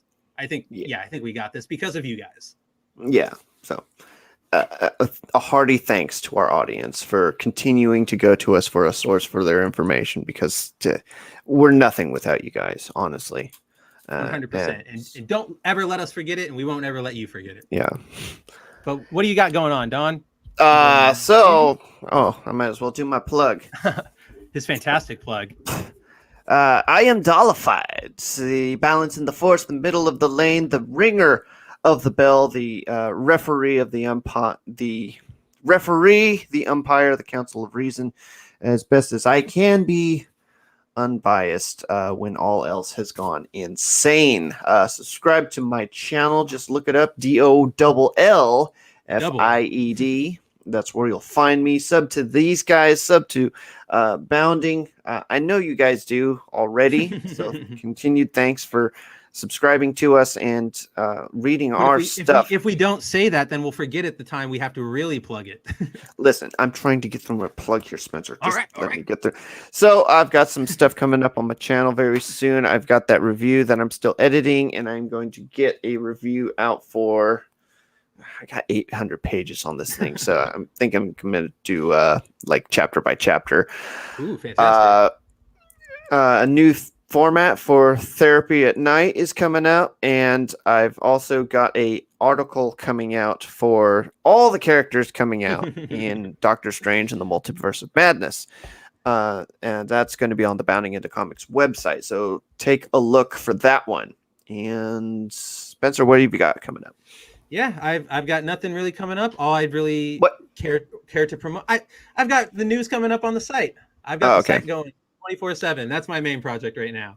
But thank you guys for joining us on Fridays. Don and I will be back for our Mandalorian review. Apparently, this week's episode is directed by Carl Weathers. So hopefully we get some Carl Weathers, Cara Dune action going on. I've missed his character for a while, but that will be at, I believe, 7 o'clock Eastern time, 6 p.m., 5 p.m., 4 p.m. Pacific. Yeah. So until then, have a good night, guys. Take it easy, and we will see you next time. Night, guys.